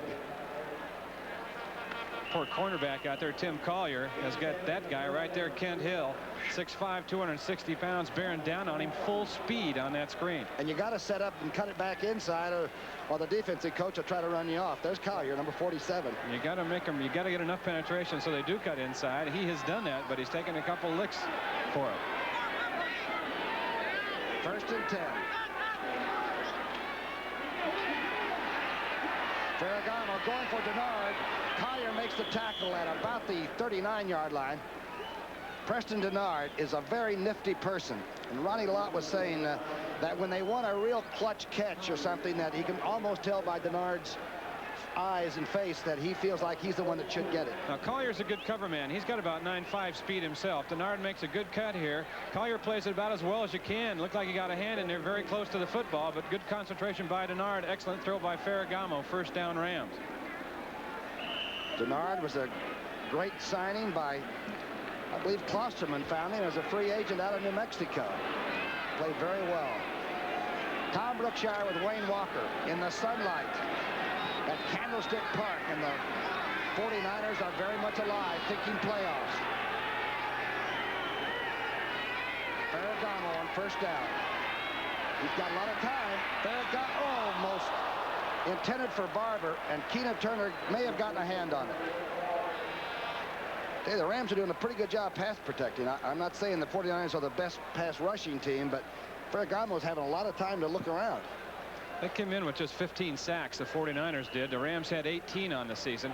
But the Rams do have one of the good offensive lines in the league, particularly when it comes to protecting their quarterback. They've all got good size. They're tall, and they hang right in there. Boy, is it hard to figure out Lehman Bennett's Atlanta team. 14-3, the Saints on top at halftime. New Orleans still thinking playoff. Detroit 17-14 over their hated rivals from Green Bay at halftime. Ferragamo handing off to Guman. Guman tripped up from behind. Real good hustle by Keena Turner from behind. Guman might have had 1st down yardage that time. He had to lay out and just catch the heel of Guman's shoe. What a play. The Boilermaker. A great quickness and speed, and he showed you right there as he tracked Guman down from behind after blitzing up the middle. Big play for Los Angeles now. 2:49 on the clock that's still ticking. And a 20-7 deficit if you're from Los Angeles. That's the way you're thinking. Farmer and Drew Hill, the wide receivers. Fumble. Flags are down, and tempers flare a moment. Illegal procedure, Rams.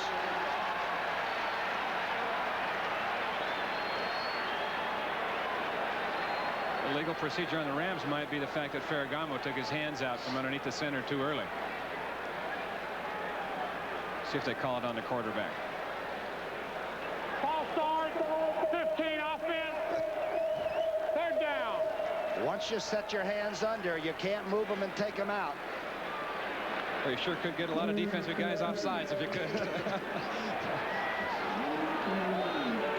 Don't tell me that Bobby Lane and Van Bronckhorst and those guys didn't pull those hands in and out.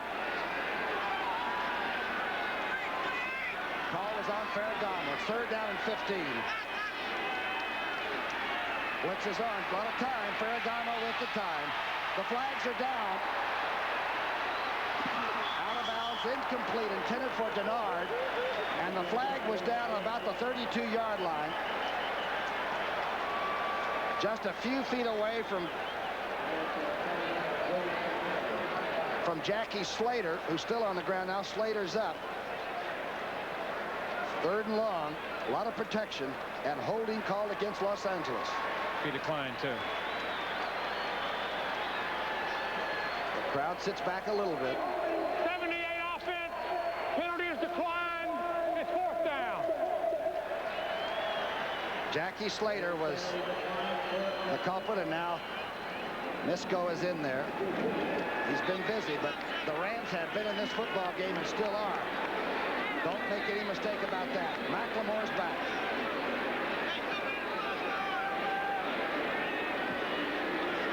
Good snap. A tremendous punt.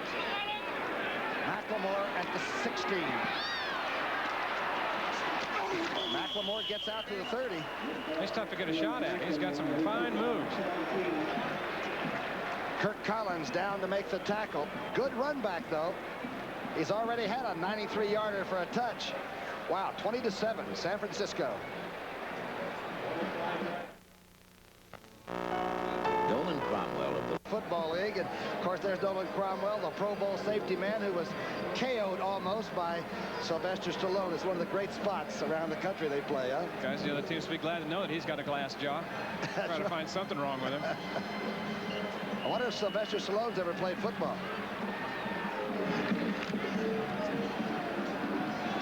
Nolan Cromwell has it extremely well. It's been a tough year for that Rams secondary. Nehemiah, Skeets Nehemiah is to the right of your screen, the bottom. Montana to Earl Cooper. And the call of Coop goes up as he gets to the 36-yard line. Johnny Johnson tackling him there. You're always afraid, though, when the team you're playing has such quality as the Rams do. Right now, you're going to be in Earl Cooper's helmet almost right here on this shot from ground level. So he takes it out in the flat and tries to run over Johnson. Johnson hung in there, a gain of 9. So it'll be second about 1 for the 49ers. Bob Welch, our cameraman down there, is the one that picked that up. We've got the LA crew up here, Brooks, Graham and company, and we hope you're enjoying this game. And I still think it's going to be very close. It's 20-7 right now as you're looking at Montana and the man they called the genius, Bill Walsh, a year ago. 2 minutes before halftime.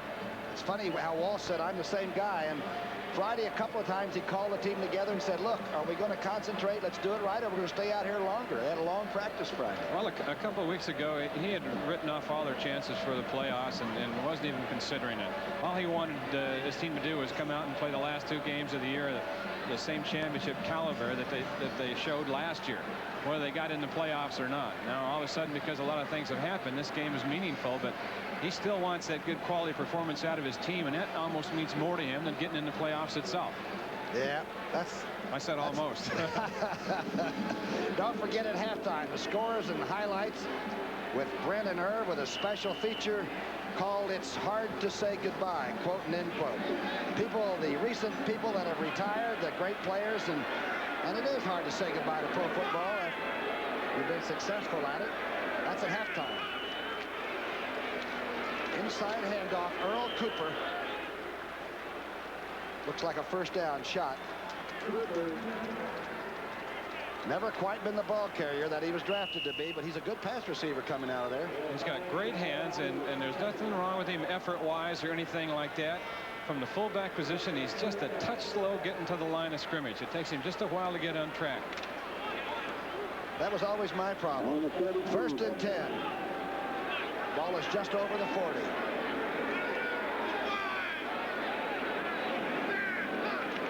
Nehemiah went in motion. Montana's going for Clark on the outside. He's open. Dwight Clark gets to the 25-yard line. Johnny Johnson forced him out. The flags are down. It's back around the pass protection area. Clark just got Rod Perry on the outside of him and just beat him all the way across the field.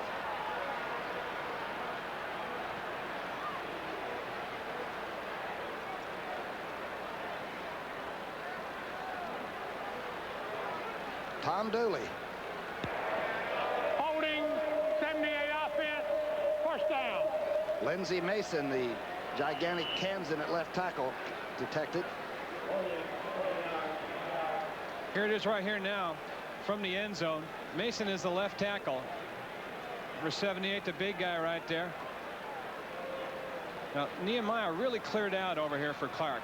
He went down about 30 yards and took it to the post, and no one was left on the outside. Clark ran an out pattern and was there all alone. Montana's 11 of 18. He's dancing to the left. Is it a catch and a fumble? They're going to call it incomplete. Clark headed for a sack, but not enough for possession. Leroy Irvin making a good tackle over there. Good reaction time by Irvin. He really closed down, and a good play on Dwight Clark. Mike Fanning putting some pressure on Montana. Montana seemed to me to be the best quarterback for keeping his feet moving and adjusting in the pocket, particularly last year, that I'd almost ever seen for a while. I think you're right. You know, he doesn't run around madly back there. He just kind of glides 2 or 3 steps and gets another look at things downfield. Very resourceful. Born in western Pennsylvania, and Joe Namath was his idol. 2nd down and 20. Jeff Moore gets the call. Gets to the 35. And Dwight Clark is having some trouble with Leroy Irvin at the 40-yard line. They're doing a little a game won't go by where Dwight Clark or Fred Solomon doesn't get into it with defensive backs. Well, as a defensive back, you know, you got everything going against you. Here's a guy that, you know, he's got the whole world in his hands, and you can't even touch him except after the play's over sometimes. There's Leroy out of Kansas. Rod Perry got shaken up and left. Number 47, you're looking at playing defense right there. Irvin also been a great performer on special teams. He returned 2 punts back in 1 game. Nolan Ryan is up on the line of scrimmage on Nolan Cromwell. That would be an upset if Ryan was there.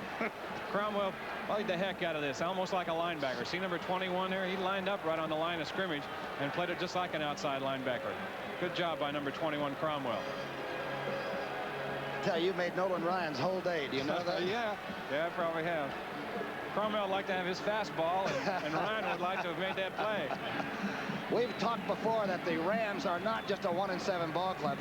They've always had the big, heavy, strong, fast people. Their defense has had its problems, and the linebackers have just been decimated with injuries. You just can't play anymore in this league without intelligent, experienced linebacking. But today they could say, you know, you think you guys are going to another Super Bowl, you're crazy. We're going to take it out on you the whole frustrating year. 49 seconds left before halftime. Coach Malavasi.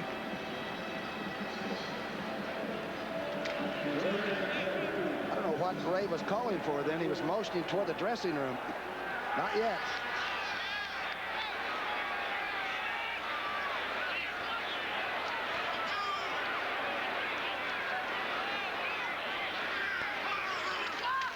Hand off to Jeff Moore. Moore finally hemmed in at the 41. And Jack Youngblood almost had him on the original snap.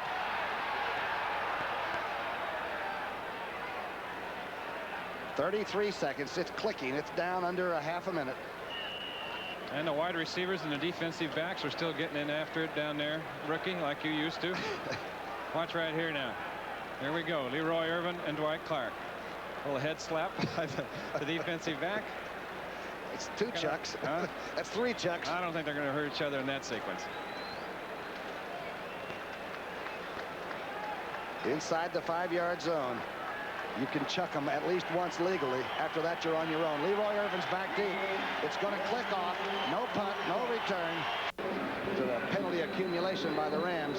And that's what happens when you're 1-7. You can get a little bit ragged. You get up in the morning, you got to get a quick cup of coffee.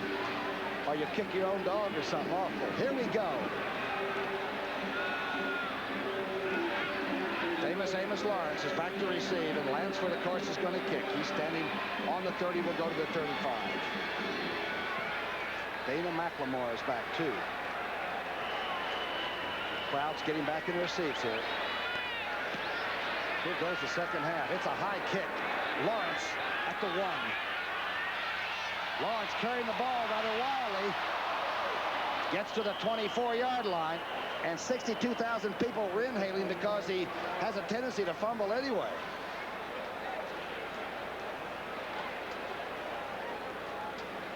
The numbers: total yardage 194, 134. Turnovers, just the one by the interception of Montana's Ariel.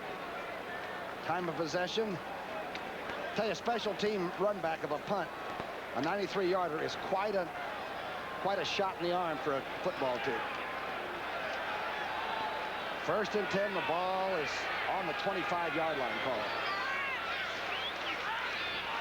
It's a drive play. Montana going for, Charlie Young tries to make a one-handed catch, almost does, and Andrews knocked him out from under it. Some wild games around the league today, weren't there? The Eagles lose in the last few seconds. Dick Vermeil's brother, Al Vermeil, is a strength coach for this San Francisco team you're watching right here.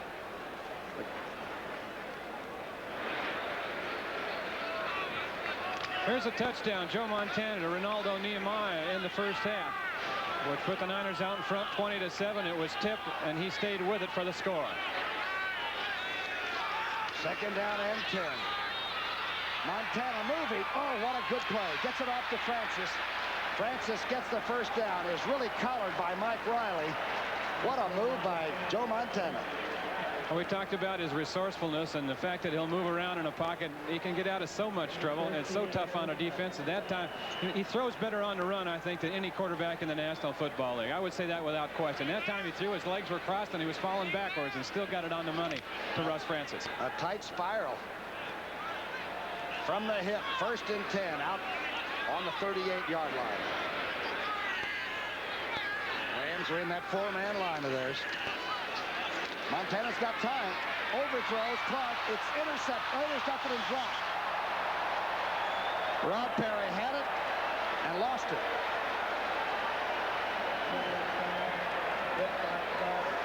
When things aren't going your way, Montana overthrew Dwight Clark. The ball was tipped by Clark up in the air, and perhaps up in the air for too long. Here's Clark. We run a turn in right here. Montana will get it but high.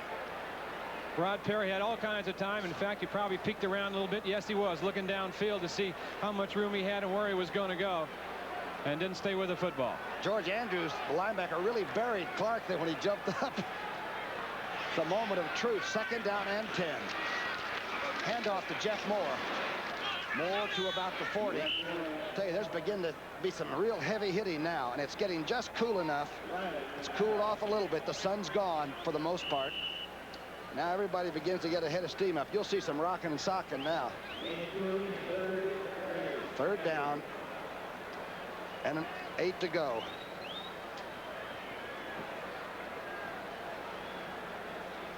Entries are starting to mount up on the Niners. John Ayers is out for the second half. That's Walt Downing, who's been there at guard for him. Got the nickel defense in now, anticipating pass. 2 for 5 so far on 3rd down. San Francisco. Nehemiah doesn't get off the line.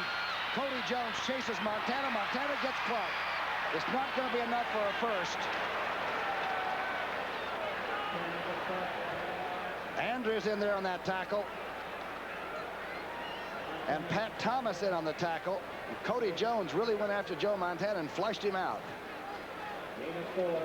Jones flushed him out. Youngblood made the hit on him just as he threw, but how does he get it to Dwight Clark? I don't know. And Clark really does draw a lot of people that don't like him at all.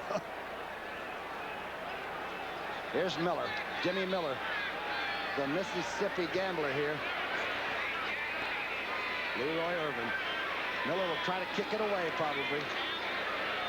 He kicks it to the left side. Irvin's going to get a handle on it at the 16. Almost got back to the sideline. And Keena Turner stopped it. A lot of action just out over the 22. Leroy Irvin gets. Tempo is picking up. 12:16 left in the third period. San Francisco 20-7. I think so. With the win over Kansas City last week for the 49ers and a win here, they need 3 more and they'd be there. There's one of their head guys right there. Looks like St. Nick's been on a week and a half binge. Looks like he had your hat on from New Year's.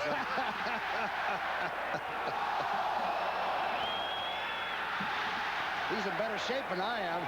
1st and 10 for Ferragamo and the Rams. Going deep. He's got a man wide open. A great diving catch by Farmer. George Farmer, the rookie from Southern University, made some catch, and he ran right by Ronnie Lott on the corner. Farmer can fly. He lit him up last week in Chicago with 9 catches for 183 yards. Working against Lott right here. Nothing fancy right here, just a streak pattern. He runs about a 4.5, so that'll get Lott by a shade. And he got down on his knees, made an adjustment to that ball, and made a good catch. Good catch. Ferragamo deciding to put some numbers on the board. If they're going to go down, they're going to go down firing. That was last week. Farmer, first big catch of this week. Toss back to Wendell Tyler.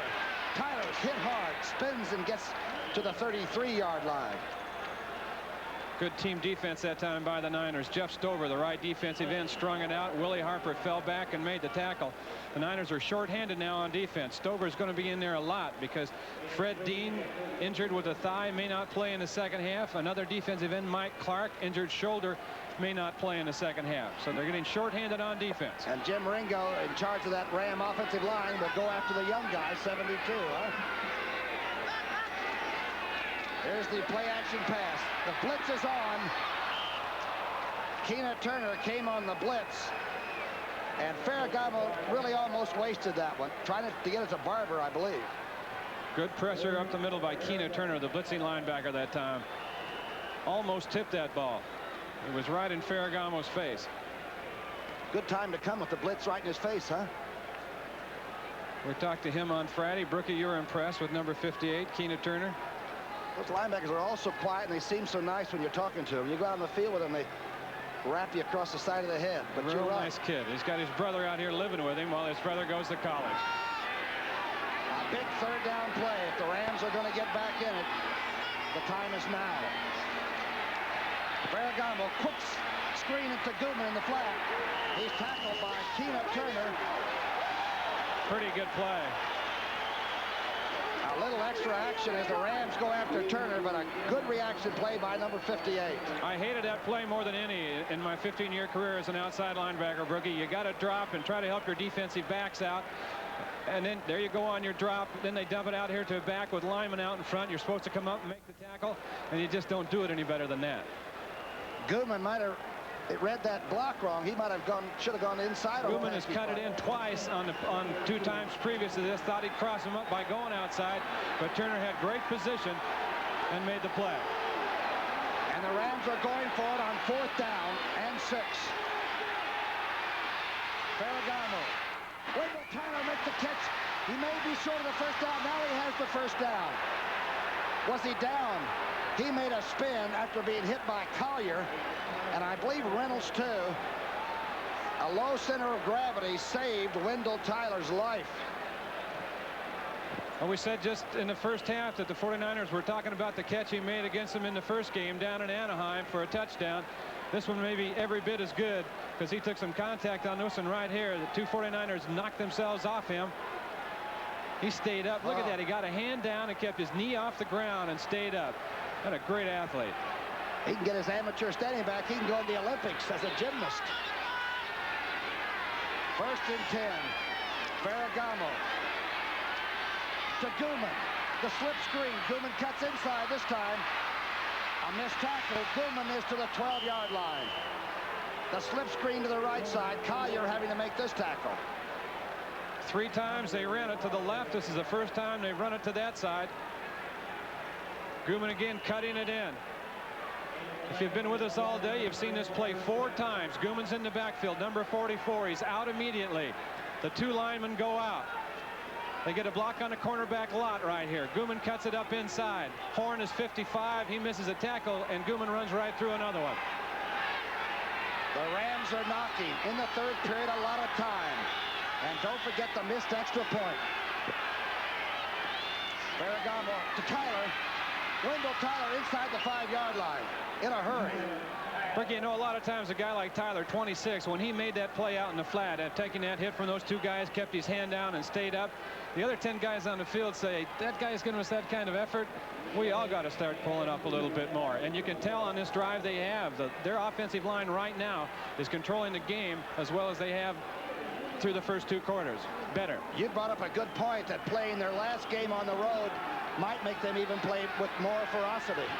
It sounds heroic, but they're just like a bunch of soldiers in here with an enemy crowd. The handoff to Tyler. Tyler's hit. Tyler drives for the end zone, doesn't make it. Good stand by the 49ers. Williamson there first. And Lott.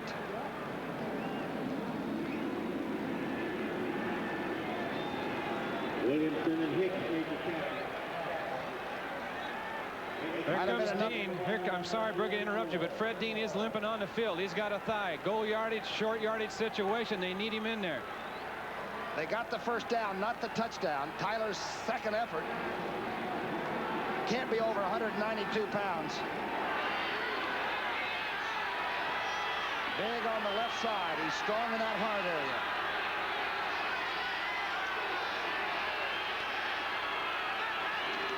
Inside, Tyler. He's close. Remember the goal line stand against Cincinnati. The 49ers haven't had a goal line stand since early in preseason against San Diego. This would be a time for it.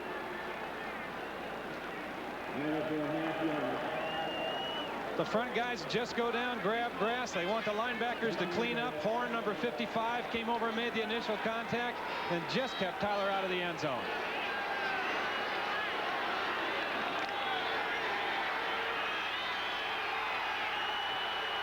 The crowd is calling for their defense.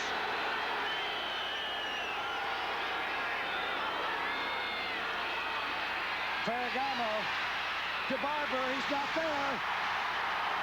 What a play by Keena Turner. That's just like the play that Dan Buns made in the Super Bowl last year on the 1-yard line.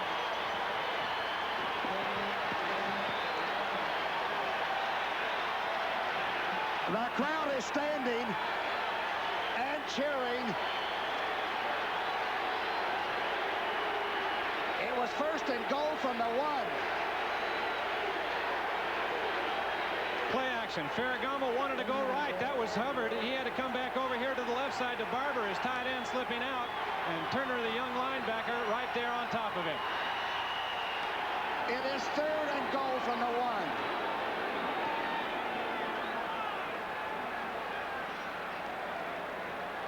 A completed pass and no gain. How many times have you seen that in pro football? Not too many times.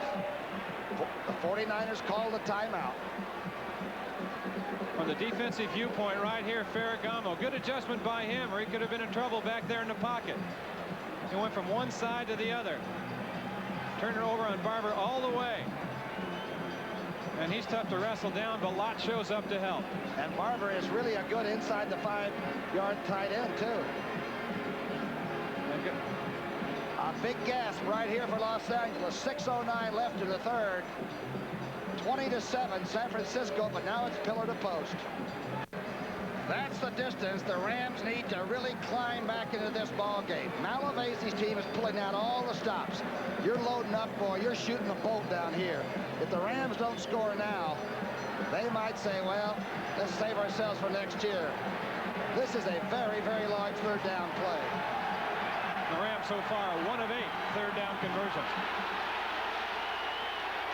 Guman and Tyler. Tyler, touchdown, Los Angeles. Wendell Tyler just waded through people up to his knees. His 43rd lifetime Los Angeles touchdown. It was first and goal, second goal to complete a pass, and finally they got it in from third. Number 62, Bill Bain, right there. He's in at tight end for some added strength and weight. Tyler in behind him, and Irv Pankey right there on the left-hand side. And it's getting close here at Candlestick. Lansford with 1 foot nude. Is going to kick. Cromwell's the holder. A high snap. It's a good kick, though. A little bit of a high snap handled by Cromwell. Dooley makes it official. We've got 6:06 left.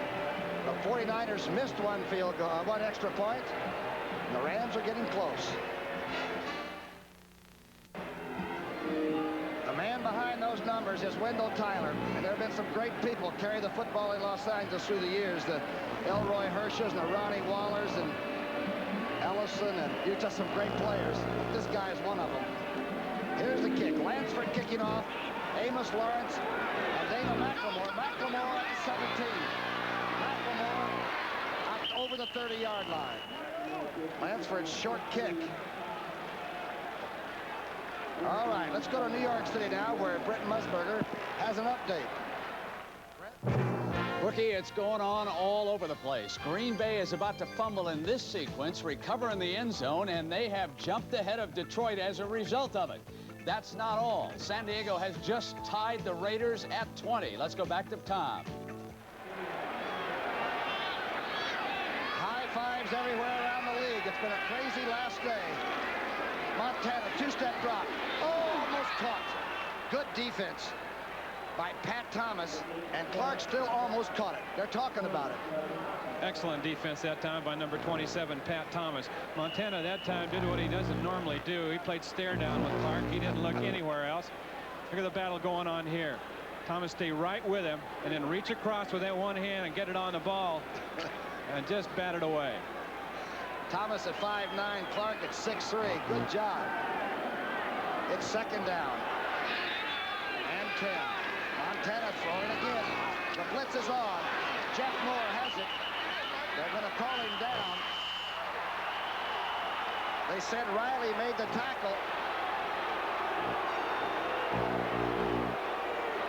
Montana can't believe it.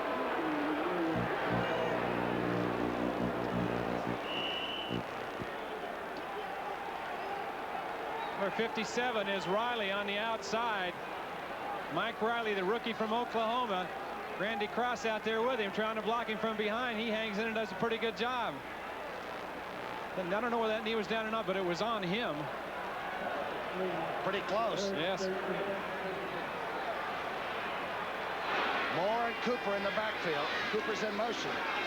Montana's going to Jeff Moore at the 30. The trailing back gets it to the 40-yard line. And Leroy Irvin and he lock horns head-to-head. Moore's a good receiver coming out of the backfield. He had 3 touchdowns against the Rams in the first game down in Anaheim. That was a real shootout. Now what do you call? Do you punt the ball or do you go for it? Oh, you got to punt it. 4th and a yard. Jim Miller will come in. You got to punt it. There's Bill Walsh. He always is the master of that sidelines. Here's Jimmy Miller. Just recently going with a foot on that foot. Shoe on that foot. End over end. Irvin fumbles the ball. Recovered by San Francisco. No. Los Angeles came up with it. That would have not been a fumble. That would have been a muff, which means he did not have control of it. But you could lose possession. Tina Turner. He gets around on the field, doesn't he? He made the first 3 difficult plays of the game, didn't he, in a row? Dangerous catch right here, coming full speed upfield by Leroy Irvin. He loses the handle, and Turner's right there. Looked like he had a good shot at it. Almost looks like he had a cradle, and it went out between his legs.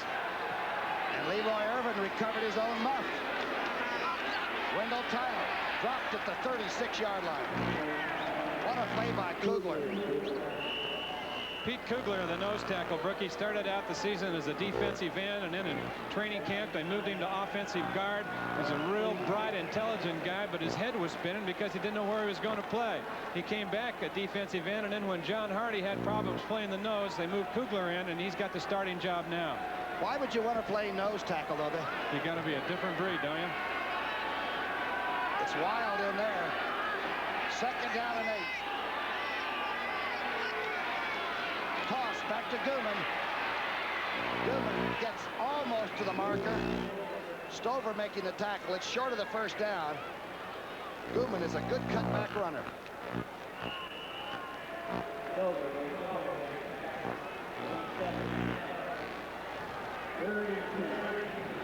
Talk about what a good defense will do. You see it right there.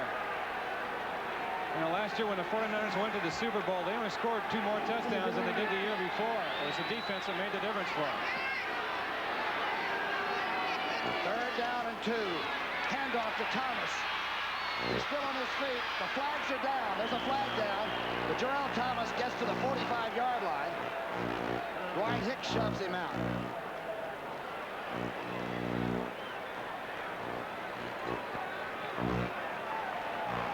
Gonna be holding against the Rams. Hey, Jarrell Thomas is like a John Deere.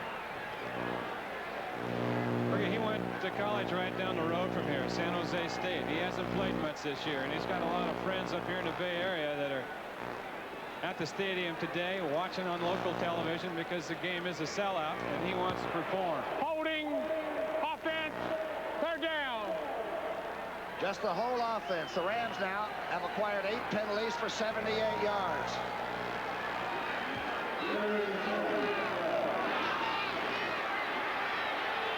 Scores. Denver leading Seattle 9-6 in the 4th period. Ferragamo back to throw. Being rushed, gets away. Ferragamo throws it, overthrows. Number 87. Drew Hill was really hit, and the 49ers take advantage.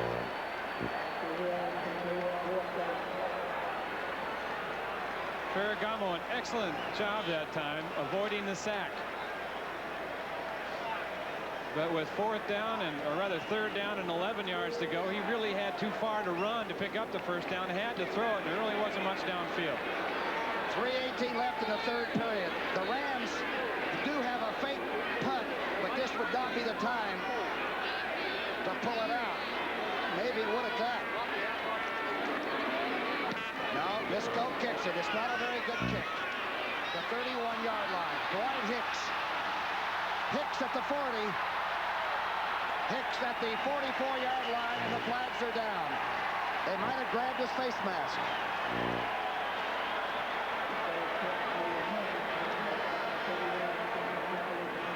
Kirk Collins was hot in pursuit of Dwight Hicks.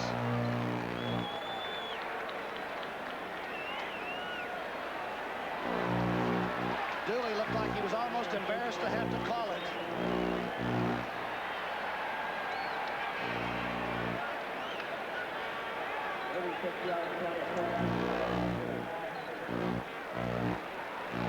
See the expression on Jack Youngblood's face?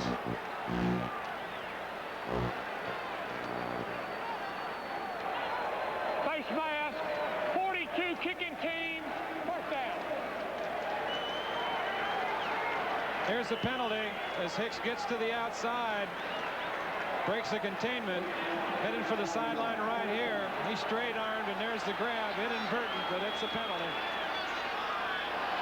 1st down for the 49ers. Inside handoff, Jeff Moore. Not much. Under 3 minutes left in the third period. 20-14. Ray Malavasi hiding all those things that you're thinking about. He hasn't fumbled or dropped a pass yet this year. New Orleans 21, Atlanta 6 in the fourth period. 24-20, Green Bay over Detroit in the third period. That one can't be over yet. Montana all the way across, knocked away. Thomas again. And Thomas knocks it away from Mike Wilson. He came all the way through the formation, and Thomas stayed right with him. Second excellent play he's made in this half on passes. His hands on 2 of them. Mike Wilson, who scored earlier in this ball game, he's big enough to put in a weak side tight end where he is right here, along with Clark. He comes in motion across the middle. Thomas trailing him, and you just don't play it any better than that defensively. Third down and 8. Montana throwing every play. Overthrows Jeff Moore. Johnson thinks he has an interception.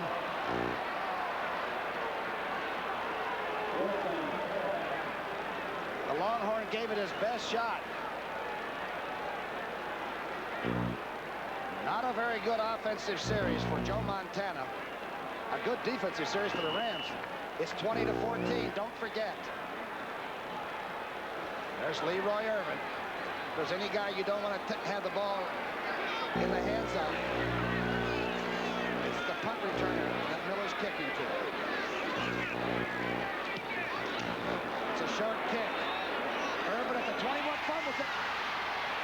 Recovers it again.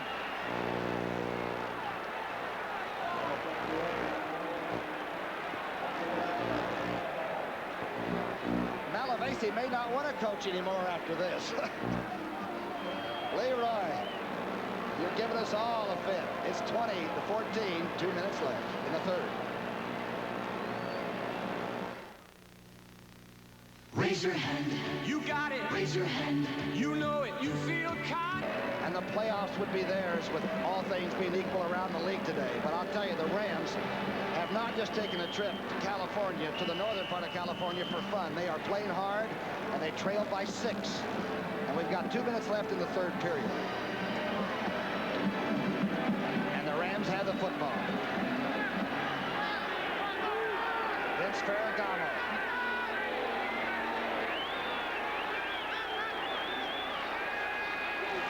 The blitz is on. He unloads. Wendell Tyler almost broke a tackle, and he's still stopped by Ronnie Lott at the 19. The Rams run that play again. That's a quick screen out there to Wendell Tyler. We've seen it a lot, but Lott really reacted to it. Now the 49ers are playing with a linebacker, Milton McCall, at right defensive end, number 53. He'll come into your picture at the left of your screen, right there. Got his hands up. Watch the play by Lott. He got up so quickly, he avoided the block by the lineman coming out and made a good tackle. Good analysis, too, Wayne. You're right. He just flat beat the blocker. It's second down and 14. The 49ers are rising to that occasion, as they like to say. Ferragamo. Almost a first down when he caught it. George Farmer took it, then was drilled in the back. Number 15 just absolutely gunned that football without much of a windup. He threw that with wrist and arm and had it in there on a wire to Farmer. A great throw. See, where they put that chain is going to be important. Sideline marker, I should say. It's going to be inches short. Denny Hara comes out, number 60 for the offense. Make sure they don't stretch the chain. I never could figure out how they did that.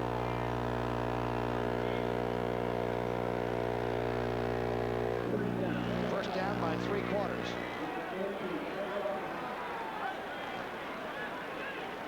.58 seconds left in the third period. Ray Wershie, the most dependable kicker perhaps in football, this side of Mark Mosley, missed an extra point. And it's 20-14. Ferragamo with a lot of time. Preston Denard in San Francisco territory. A jumping catch by number 88. Collier hit him, but the catch was made. What a throw. Denard was their leading receiver among the wide receivers coming into this game with 21 points. He was the one the 49ers feared. He felt that he was the key to stopping the Ram offense. Runs very disciplined patterns, gets open in that medium range, and always catches the football. They felt that they had to jam him a lot at the line of scrimmage. That time they couldn't because of the coverage called, and Tim Collier had him look like man-to-man. Another first down, a 21-yard catch by Preston Denard. And the Rams seem to have a tempo break. They're up. They're feeling like they've got it. Denard is the signal man. Ferragamo had a lot of time to make the throw. Denard, not so much time to make the catch.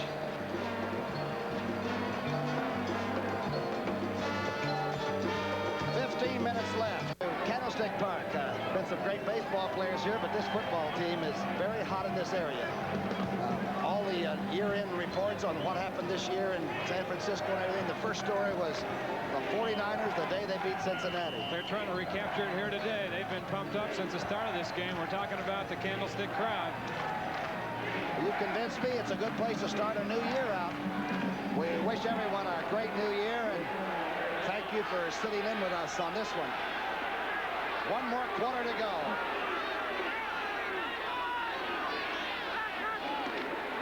A handoff. Wendell Tyler on the misdirection. Keena Turner makes another great play. He and Bob Horn. Number 58 might be your MVP. All right, let's go to New York City. Brent Musburger has an update, and it's wild and woolly. You got that right, Brookie. And down on Bourbon Street right now, they're chanting, "Let's go Rams, let's go Rams." The Saints are beating Atlanta. The Packers are beating Detroit, but they need a Ram win to get the Saints into the playoffs. Meanwhile, the Chargers are back ahead of the Raiders. Let's go back now to Brookshire. All right, George Rogers is alive and well. Ferragamo's throw. Trying for Denard, knocked away. Now it gets a little bitter if you're playing defense against somebody as talented as Ferragamo. You play as loosely as with reckless abandon, or do you say, well, let's just be careful and not get beaten? No, they have to get after it, Brookie. They can't sit back. There's not that much difference in this ball game right now. 7 points puts the Rams ahead in this one. They've got to do what got them here. And they've got their nickel defense in there now, fully expecting a throw. It's 3rd down and 6. Ferragamo slip screen to Guman. Guman being chased and got by Stuckey. Jimmy Stuckey makes a great play.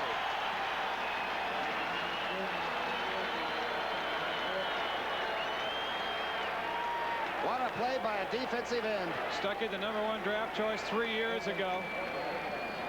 Had a good year last year, been hampered all this season with injuries, but bit the bullet that time and made the play from behind.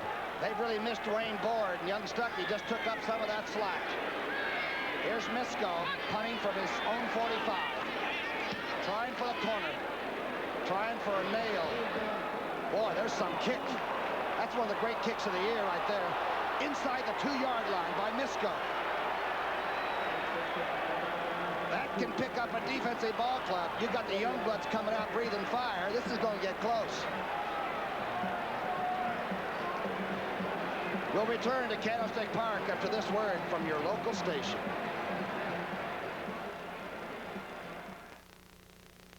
Tuesday on CBS is Walt Disney's New Day. Tim Conway stars in the world's great... A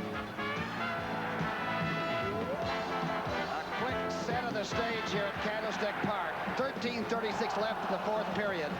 The 49ers lead 20-14 over Los Angeles. But the San Francisco team must win to get into the playoffs. Handoff, Ring, out over the 5, fumbles the ball. Fumbles the ball, Johnson has it, and now there is going to be an argument. A very quick whistle on the fumble. Andrews forced it.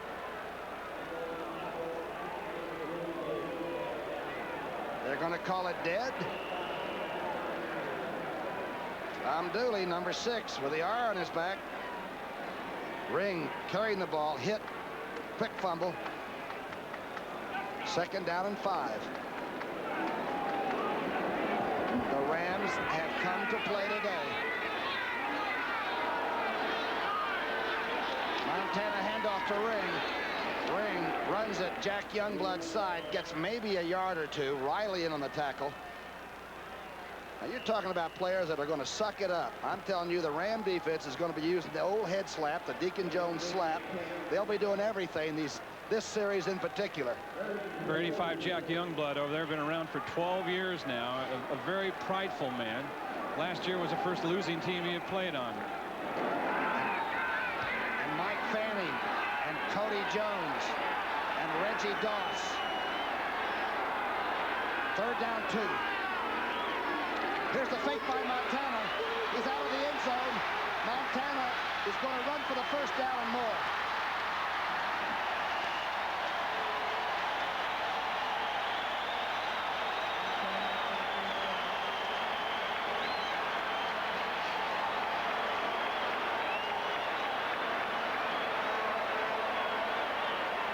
That's the longest run from scrimmage this year, a 21-yarder by the quarterback, Joe Montana. They fooled the only veteran linebacker the Rams are playing with. George Andrews down inside, number 52, not keeping his containment. Montana gets outside. Andrews was coming in on a blitz, but no matter it, even if he got in clean, which he did, and they ran the play down the middle or to the other side, he wouldn't have caught it. As Jeff Moore carrying, getting a yard or two, the Ram defense, they're all mad now. They're snarling. Andrews making the tackle. What an insult to have the quarterback roll out and bootleg for a 1st down when you've got him deep and in trouble.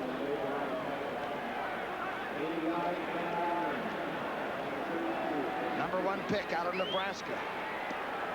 As Wayne Walker told you, really the only experience that they have back in the line. Malavese's team is very much in the hunt. 2nd down 9. Montana on a deep drop. Going to have to run with it now. Does run. Caught and then dropped. Mike Wilson had it for a moment and then missed it.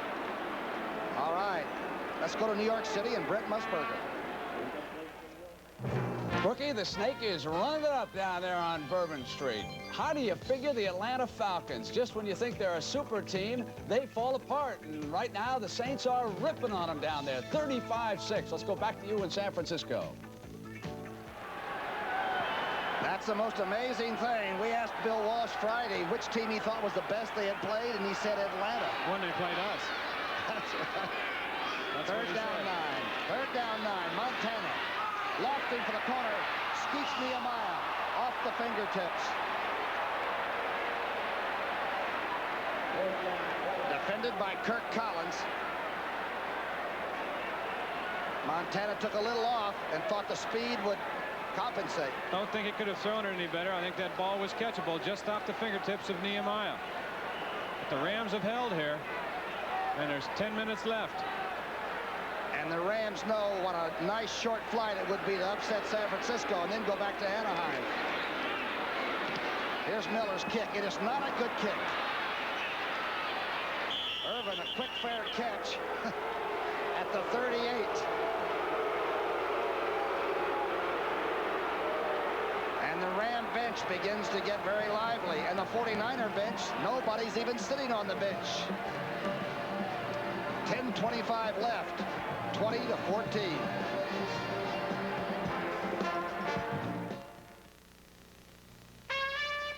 There, doesn't it?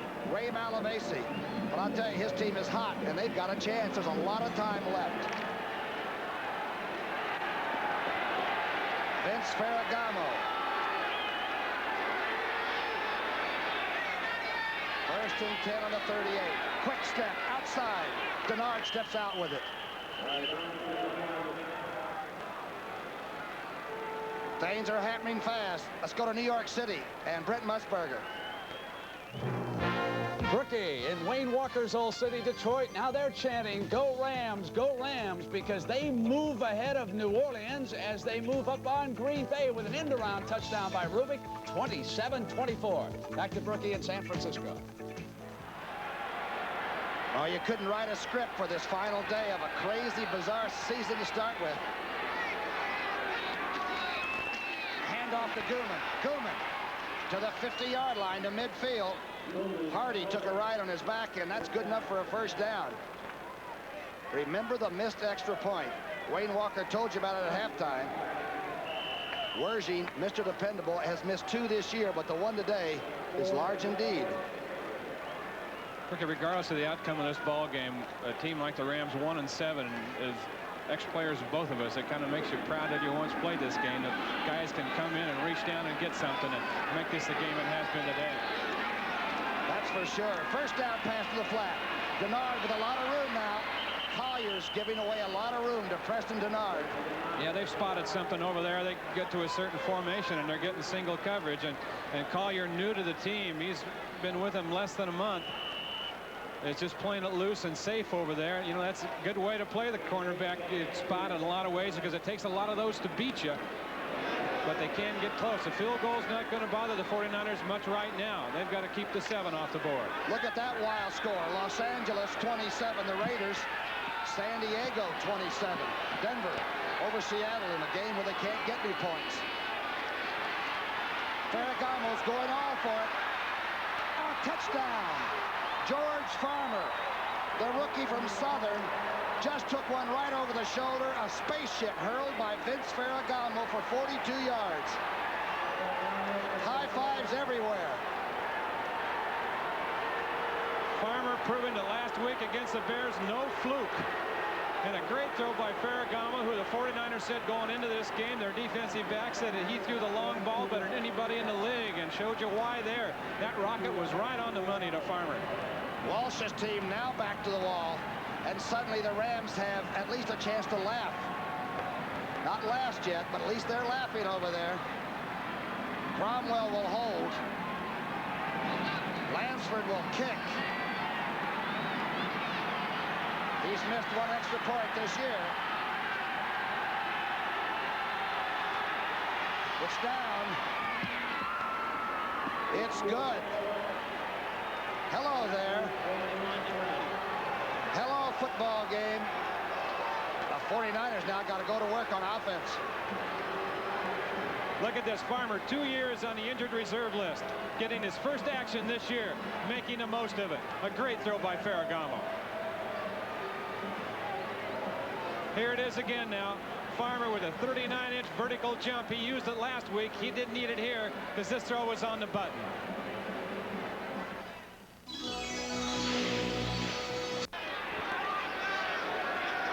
Welcome, you people that have been watching Atlanta lose to New Orleans. You're looking at a game, and the man you're looking at, Mike Lansford, will kick off. He just kicked the extra point to put the Rams up 21-20, the first time they've led all day. Lansford's kickoff. The 49ers fighting for the playoff berth. McLemore hit hard and dumped to the 25. For those of you that are just seeing us for the first time here, young McLemore, the person you saw run that kickoff back, went 93 with a punt early. Here's the touchdown that the Rams just scored. George Farmer runs by Ronnie Lott and Carlton Williamson, takes it in. That tied it at 20 all. The extra point, 21-20. The Rams lead it. There's 8:50 left in this one. There's young Farmer from Southern University, George Farmer. Now, the ball is in the court of San Francisco. Their offense has got to produce. Montana out in the flat, a little high. Ring takes it, but gets hit hard. Maybe a yard loss. Perry was right there. The clock with 8.5 minutes. The missed extra point. San Francisco wants that playoff. They don't care if it's in Washington or Dallas or almost any place. They just want to go somewhere and get into the playoffs. They're at home. It'd be a long ride back to their houses tonight should they lose this game. Second down, 10. Good pass. Charlie Young. First down.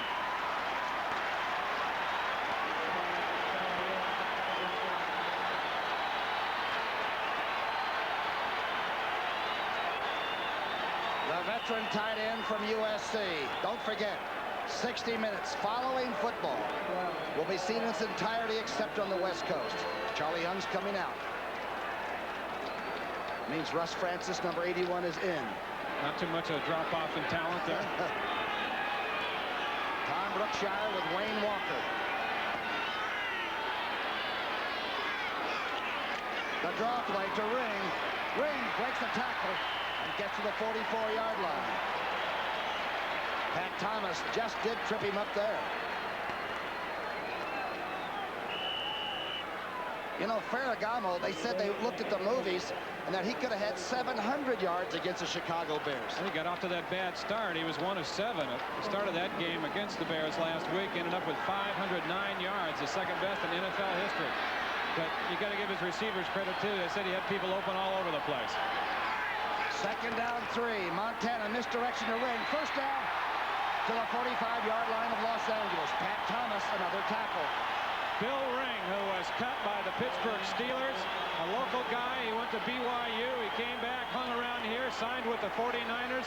They cut him in training camp, brought him back because of injuries. He's been nothing but tough for him on special teams, and when their running game kind of went south on him this year, he replaced Earl Cooper in the starting lineup, and he's been an inspiration to him. 45 yards today on 10 carries, and again their running game when they need it. Somehow Walsh's team comes up with it. First and 10. Nehemiah in motion. The toss back to Jeff Moore. Moore to the 45. Moore to the 41.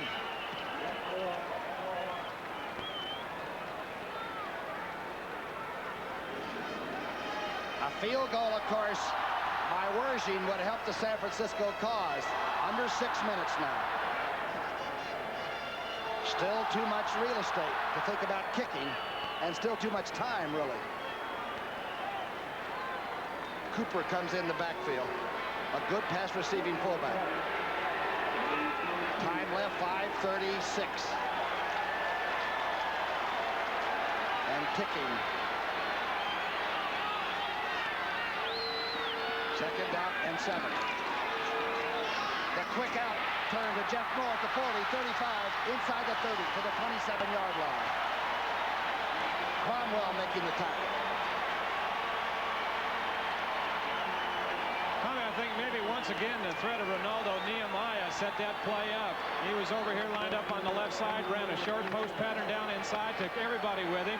Moore came out of the backfield, was wide open in the flat. It was really a blown defensive coverage that time by the Rams. And that rushing game that's not supposed to be there, that was almost a rush. You can call it a pass if you want to. But it does show up for this team. They want the playoffs. They need at least a point. Make it 3. Montana being chased. Throwing it away. Joe Montana. Wasted a pitch. Fanning and Youngblood came in there. Detroit 27-24. Your old team's hanging tough. They have not been in the playoffs. Detroit hasn't been in the playoffs since 1970. Raiders on top of San Diego now, 34-27. That might end up 65-60.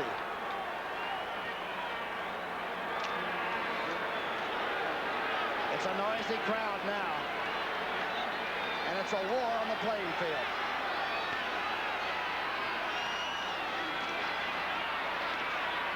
The dump to Cooper. Cooper being hit, goes down, doesn't pick up much. Cooper maybe picked up a yard.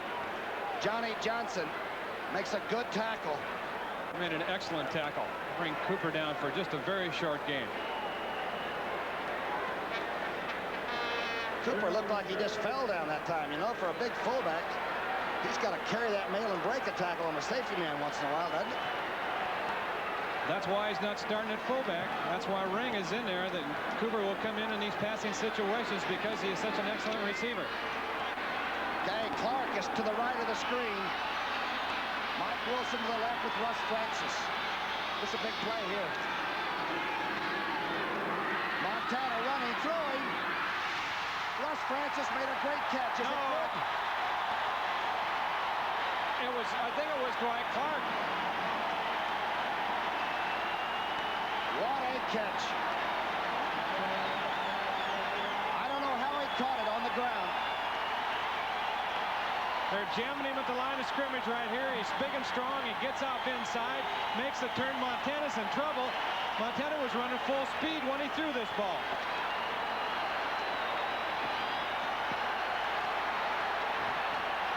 Here's Montana. Watch him on the move right here. He spots Clark and slingshots it right on the money. Incredible. Ring inside the 10-yard line. And, you know, on that reception by Clark, he got in behind somebody. He moved away so Montana would have an open shot at him. They read each other so beautifully. Montana told us that he can read the body movements of Clark when he makes his cut. He knows whether he's open or not just by his body language on the cuts. Clark says he looks back, he can read Montana's head and eyes and knows whether to hook it up there like he did or slide and keep moving. They have a marvelous chemistry between them. Not too many quarterbacks and receivers do. And what a drive this has been. That's Jeff Moore fighting, trying to get to the 5-yard line. He stacked up there. Remember, this all started with a great punt by Misko on the 1.5-yard line. A drive that had to be made. That's what champions are made of, I guess, huh? Just why they were champions last year so many times. Montana would take them on a drive. We talked before about the great drive against Dallas in the NFC Championship game. A 2-minute warning now as Montana comes out to talk to Wolf. You won't see a better finish than this one. The champion refuses to be knocked out. It's 20-21.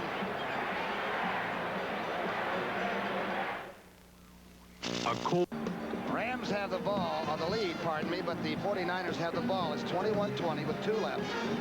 Montana's 49er team has taken it from the 1.5-yard line, their own, and driven it the length of the field. And they're close to getting something on the board that would propel this team right back into the playoffs. Cricket just reminds me so much of a game that I played in right here at Candlestick in 1971. Same thing. We were out of it in Detroit. We had been eliminated the week before. We came here and had a game just like this one against the 49ers. The score of that one was 31-27. The 49ers won it in the last 5 minutes when John Brody, of all things, ran for a touchdown. What will Montana do? Will he hand the ball off, or would you throw it? You won't throw it this first play, will you? It's 3rd down and 4, a long 4.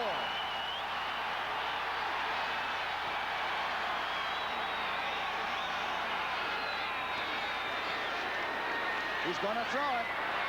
Overthrows, intended for Jeff Moore, who claims he was interfered with.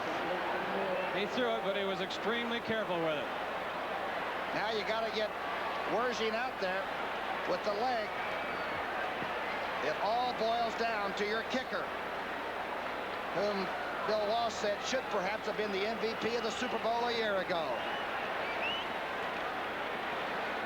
The Detroit Green Bay crowd, a great game you saw, 27-24, Lions win. You are joining the action at its ultimate.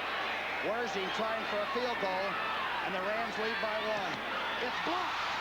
It was a low kick that was blocked by a lineman. Nolan Cromwell got a hand on it, but the kick was low, and the Rams may have pulled off the big upset. Looks like there were a couple people close to it. Ivory Sully, number 37, was coming in from the right side. Can't tell who it was until we look at the replay who got a hand on it. Cromwell was in there with penetration. Let's see right now. Wershing's the kicker. They got a jump from the left side. Number 21. Looks like Cromwell may have missed it, but it was Sully coming up the gap who got his hand on it. It was a little bit of a low kick by Wershing, and number 37 Sully got a hand on it. Cromwell was close from the outside, but that guy right there did the damage as far as the 49ers are concerned. Where he comes in, Cromwell's coming from the outside. Sully's over the top, makes a leap, a great effort. Look at that effort by Sully. Can you believe it? Both secondary men got penetration. There's Ray Wershing. Wow.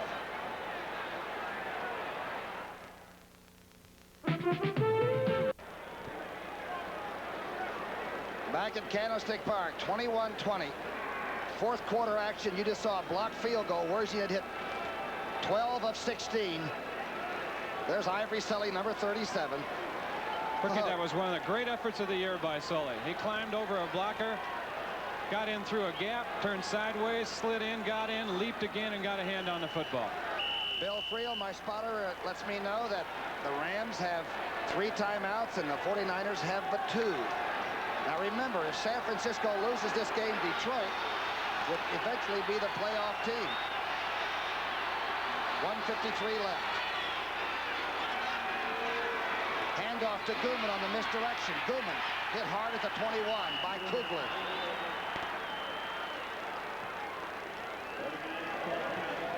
Timeout, San Francisco. Their second timeout. 1 more timeout left. Wow. The most dependable kicker around. And it's blocked. 1:48 left.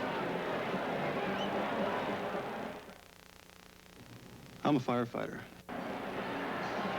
Wershing, the San Francisco kicker, has hit 11 of his last 13 since the strike stopped, right? He is probably the most dependable guy from 40 yards in, huh? There he is with a mustache. He's been so dependable the last 3 years for them, won several games. He said 12 of 16 for the season before today's game and 11 of 13 since the strike. He's a great guy. Went to California, out of Berkeley. He's got an accounting business going, but nothing would have made him happier, of course, than to get that a little higher. But that was a good penetration job by the Rams. 1 timeout left for San Francisco.